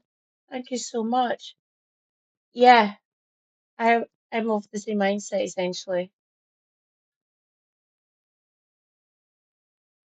Helena or Owen?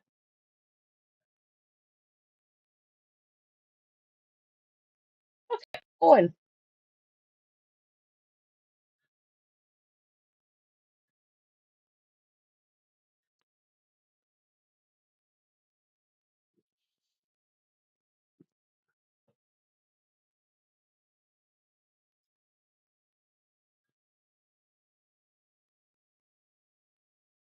Let's be honest, we live in one of the worst possible timelines, and if I'm honest, we need all the hope that we can get. And one of the big bright lights at the moment is what could be described as the whole Zohran Mamdani phenomenon. Now, this week, we find out if New York will elect its first ever socialist mayor.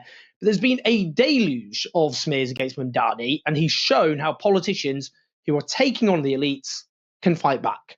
Andrew Cuomo, a serial sexual harasser and Democratic Party political aristocracy, has shown that anti-Muslim bile is not simply the preserve of the Republicans. Let's just listen back again to Cuomo talking to the conservative radio host Sid Rosenberg. Any given morning, there's a crisis. And people's lives are at stake. God forbid another 9/11. Can you imagine Mamdani in the sea? Thanks, Captain Fudknuckle. Thank you for being here. Much appreciated your viewership. Feel free to come back. More to come from this mad Scottish woman. Thank you for being here. It's always a pleasure. It has been a pleasure.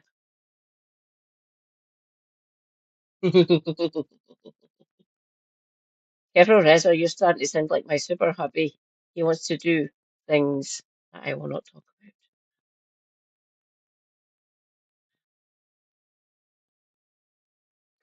about. Right, the skin looks like fucking leather. Andrew Cuomo, fuck off. Hey, my God, he'd be cheering. Yeah, well, it's another problem. But can you imagine that? Wow, Cuomo really is a little scumbag, isn't he? These racist attacks have been never-ending. Ellie Conahan, Trump's former US Deputy Special Envoy to combat anti-Semitism, posted images of 9/11 with the caption, "Never forget, early voting begins today. Vote Andrew Cuomo and save our city." Now, the meaning of that, I suppose, is open to interpretation because as the comedian Matt Lee posted, I know you meant this to be racist against Mamdani, but this mostly reads like, vote Cuomo or else we'll do another 9/11. He's a funny guy. Larry Elder, a conservative political commentator, posted an image of a skyscraper inscribed with NY City and a red plane featuring a hammer and a sickle with Mamdani's name on it about to collide with it. Again, just openly, wantonly Islamophobic. bile. Another viral right-wing post suggested that Sydney Sweeney, the actor, would be forced to wear the burqa at New York Fashion Week if Mamdani became mayor of New York. As others have pointed out, given how his wife chooses to dress, this doesn't actually make any sense at all. Indeed, right-wing claims that Zoran Mamdani is going to impose Sharia law on New York have slightly collided with reality, such as Mamdani rallying supporters at a New York gay bar. Are we ready to beat Andrew Cuomo? Are we ready to win a city we can afford? Are we ready to make history? Let's go out there and do it. Thank you, my friends. Yet right-wing tweeters have, for some reason, shared this appearance at a gay bar, a queer bar, whilst claiming falsely that Mamdani is promoting Sharia law and all the rest of it, calling him a fraud duping his supporters. There is, of course, zero factual basis for any of this. It's just a brazen Islamophobic attacks on a Muslim candidate. What must frustrate these sorts of people is that there have been other Western Muslim leaders who have a much better track record at standing up for LGBTQ people and their rights than many self-described Christians, for example. Take Sadiq Khan, for example, the mayor of London, as well as Humza Yousaf, the former First Minister of Scotland. Both of those, from different political traditions from Mamdani in different respects, have stood up for LGBTQ rights over and over again, whilst there has been an onslaught against LGBTQ rights from the right, including from many self-described Christians. Now, in the UK, the Green Party is led by a gay Jewish man, Zach Polanski, with two deputy leaders, Mohsin Ali, a working-class Muslim man, and Rachel Millard, a white woman from a Christian background. And you can see the left, in its broadest sense, offering hope for the future. That with the right increasingly doubling down on ethno-nationalism, on open racism.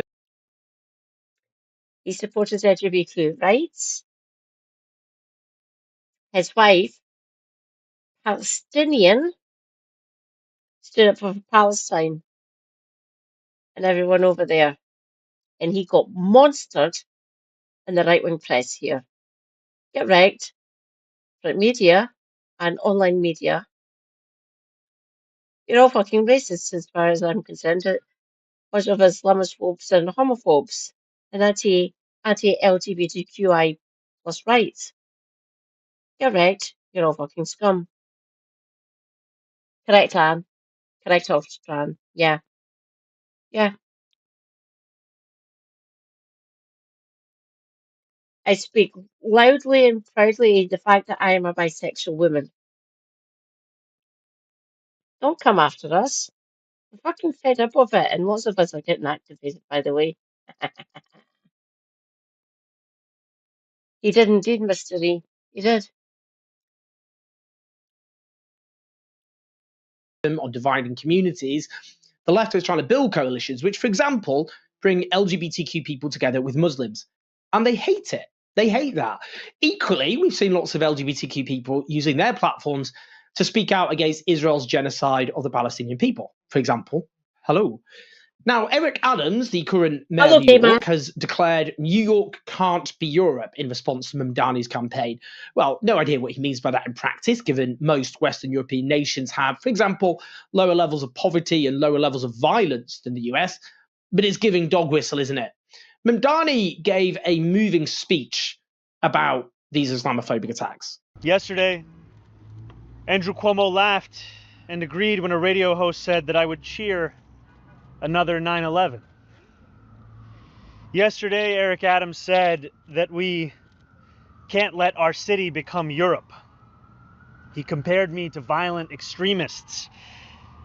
And he lied again and again when he said that our movement seeks to burn churches and destroy communities. The day before that, Curtis Sliwa slandered me from the debate stage when he claimed that I support global jihad. And every day, Super PAC ads imply that I am a terrorist or mock the way I eat. Push polls that ask New Yorkers questions like whether they support invented proposals to make halal food mandatory. Or political cartoons that represent my candidacy as an airplane hurtling towards the World Trade Center. But I do not want to use this moment to speak to them any further. I want to use this moment to speak to the Muslims of New York City.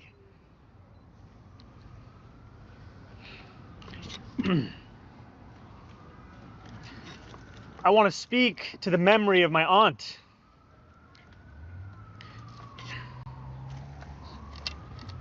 Who stopped taking the subway after September 11th because she did not feel safe in her hijab.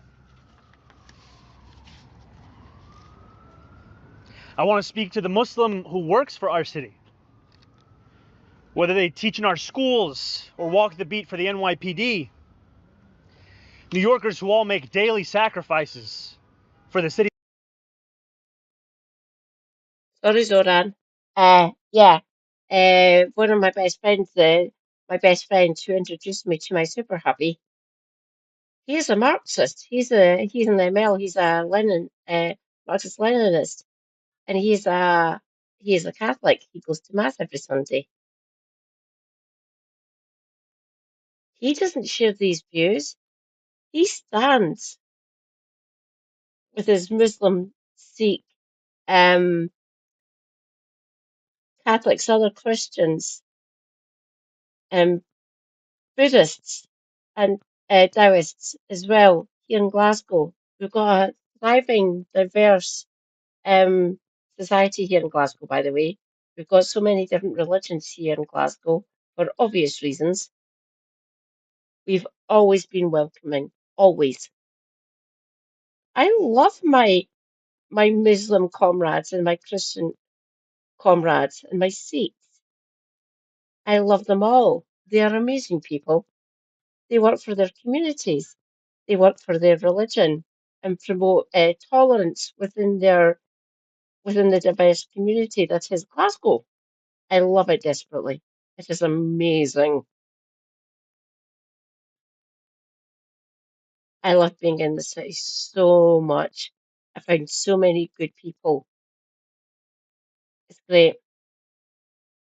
We can build bridges here. We can actually make Glasgow thrive even more than it already is. I'm with Zoran on that. They call home, only to see their leaders spit in their face. I want to speak to every child who grows up here, marked as the other, who is randomly selected in a way that never quite feels random, who feels that they carry a stain that can never be cleaned.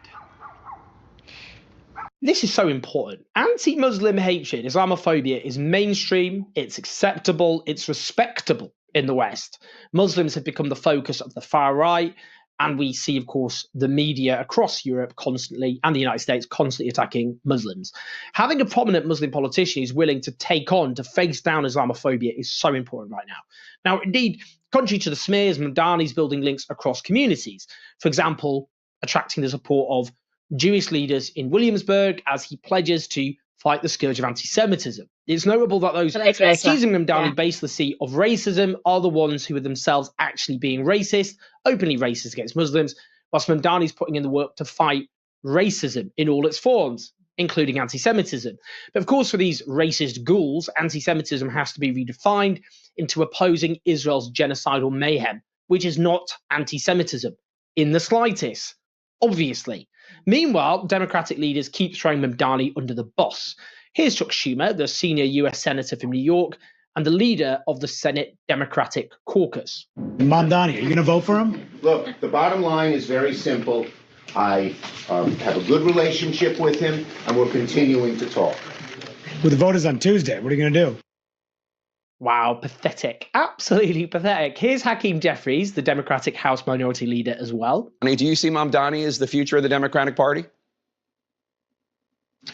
No, I think the future of the Democratic Party is going to fall, as far as we're concerned, relative to the House Democratic Caucus and members who are doing a great work all across the country as it relates to our need to both take back control of the House, but in doing so, make sure that we're communicating to the American people like we understand you deserve better than the country that you have received. Here's the thing, right? These soulless corporate Democrats who are devoid of any vision for the country they seek to lead have allowed Donald Trump to just walk all over US democracy, barely putting up any sort of fight, failing to inspire a mass movement of opposition. The energy is coming from the US left, which you can see from how the likes of Bernie Sanders and AOC are mobilizing vast numbers of Americans across the United States. Indeed, you can see from voter registration numbers how Mamdani is rejuvenating the Democrats. I'll come on to the polling and the numbers of those who've already voted shortly. But in the race, while just 13,000 new Republican voters have registered, 146,000 new Democratic voters have registered. That speaks to a massive tidal wave of enthusiasm. And here's Mamdani's response to Jeffries. Hakeem Jeffries was asked this morning if you're the future of the Democratic Party. He said no. Good to know. Do you have a response? No, I'm focused on the next 2 days. Do you think you're the future of the Democratic Party? I don't dare predict the future. That's why I'm out here canvassing to deal with my anxiety to get through the tape of the future of 9 p.m. on Tuesday. You've got to admit, the guy is a class act. And what about serial loser Hillary Clinton, who was a New York senator? Listen to this. If you had a vote in this city, would you vote for Zoran Mamdani? You know what? I don't vote in this city. I'm not involved in it. I have not, been at all even asked to be involved in it, and I have not chosen to be involved in it. Well, she clearly has total contempt for Mamdani. She clearly despises his politics. Mamdani, who, unlike her in her failed campaigns for the US president, has actually inspired people, is inspiring people. But this other contribution from Clinton is also revealing about the mentality of the Democratic establishment. The emerging generation of Democrats do not feel that instinctive attachment or empathy or understanding for Israel that you voiced on the immediate days after October 7th. Is that how you see it? Jonathan, I don't see it that way. I see it slightly differently because I think it's a generational issue more than a political issue. I think young people, including young Jewish Americans, don't see it that way. We have done a miserable job teaching young people history. I had so many conversations, and frankly, they often started as confrontations with students. Correct, Fraser. Correct. Not just at Columbia, but elsewhere. Where were they getting their information? They were getting it from social media. They were getting it most particularly from TikTok, which is governed by an algorithm until at least up till now, still largely manipulated by the Chinese Communist Party. So when you were having conversations with young people, what they were seeing, and because much of the information they get, remember, more than 50% of Americans, predominantly a much bigger percentage among young people, get their news from social media. All those people chanting from the river to the sea, when you ask them what river, what sea, they had no idea. I mean, this is a serious problem that goes far beyond the terrible, in my view, misinterpretation and unfairness that we saw post October 7th. The state of this, she just does not get or understand at all how people have rationally arrived at the conclusion that Israel is committing sickening war crimes and indeed genocide. The truth actually is you can get the unfiltered truth about Israel's genocide from social media because mainstream outlets are failing to show the truth. I don't know, Hillary, do you really think the Chinese Communist Party was forcing Israeli soldiers to post their war crimes on TikTok? Did genocide scholars arrive at a consensus that Israel is committing genocide because they were, brainwashed by the TikTok algorithm and they just don't know as much, these people who dedicate their whole lives to studying genocide as much as a 2-time failed presidential candidate? Who can say? She really is just dreadful, awful. I mean, it's just, she likes to present herself as this kind of, people have tried to make her this yes queen, Hillary Clinton, that kind of centrist demographic who lapped her up despite her serial failures. And yet she's someone who, in the midst of one of the worst crimes of our age, when a Western armed state has incinerated tens of thousands of children, she's the one suggesting that the people who are ignorant and ill-informed are the people who have looked at the absolutely overwhelming evidence, including the genocidal statements of Israeli leaders. And they're the ones who are wrong. And she's the one who knows what's real. I mean, the way she says people are ignorant about the history. I mean, she's just a pro-Israel propagandist, clearly, who has airbrushed the oppression that the Palestinians have suffered for generations in favor of the whitewashing of Israeli crimes. Well, anyway. she will just go down in history as a failed presidential candidate. So what more to say? Now, it's important to bring this up because there's no question Palestine was a major reason that Mamdani secured the nomination for the Democratic mayoral candidacy. The genocide has educated people, made them see the world differently, made them join the dots about other injustices. That's why Mamdani managed partly to surge, not just that, obviously. It's about the failure of an economic system, neoliberalism. But we will see the political consequences of Israel's genocide unfold across the Western world for the years ahead. And you will see the political impact of it. And that is a really important point. But, how are the smears doing against Mamdani? The polling average has him 14 points ahead. In one poll, Mamdani's 25 points ahead of Cuomo, getting 50% of the vote. Now, we'll see if that actually pans out in practice. But we do know that there has been record turnout. There's been a bigger turnout for early voting than there's ever been in the history of New York, and that includes presidential races. That's really important because you would expect, mayoral races, when you don't have national elections going on, their turnout should be much lower. It's a stunning fact that this is record early voting. A higher number of younger Americans have already turned out than the total who'd voted by the end of the mayoral race in 2021. That includes people who voted on the day itself, which is when you'd expect the bulk to vote. And of course, it's younger people where Mamdani has a particular edge. What we can see here is the future, that if you have candidates who actually offer hope, who offer a vision in this time of crisis, you can beat the otherwise ascendant far right. The victory of fascism in the West is not inevitable, but it's not pro-corporate centrism that offers the answers. It's the left, and Mamdani shows that. Please like and subscribe. Do share the video. Help us take on the pro-corporate, pro-genocide media at patreon.com/OwnJazz84. You make everything we do possible. I can keep saying I'm working my book, The Fall of the West. So we'll do far more video stuff when I finally finish that. But great to see you guys. I'll see you in a bit. Thank you, Owen. Much appreciated. I'm going to read out. Let's see who we can find.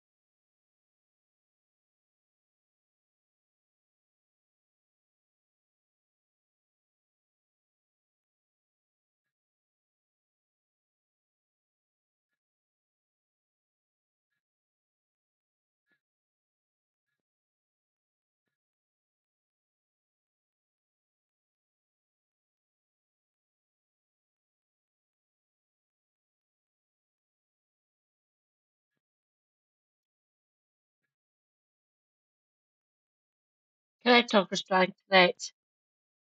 How can we change that?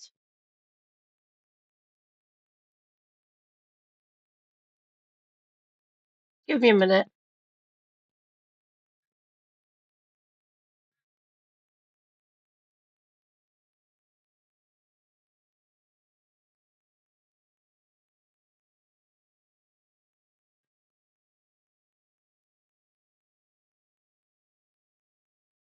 Zoom in on I know we already did this, but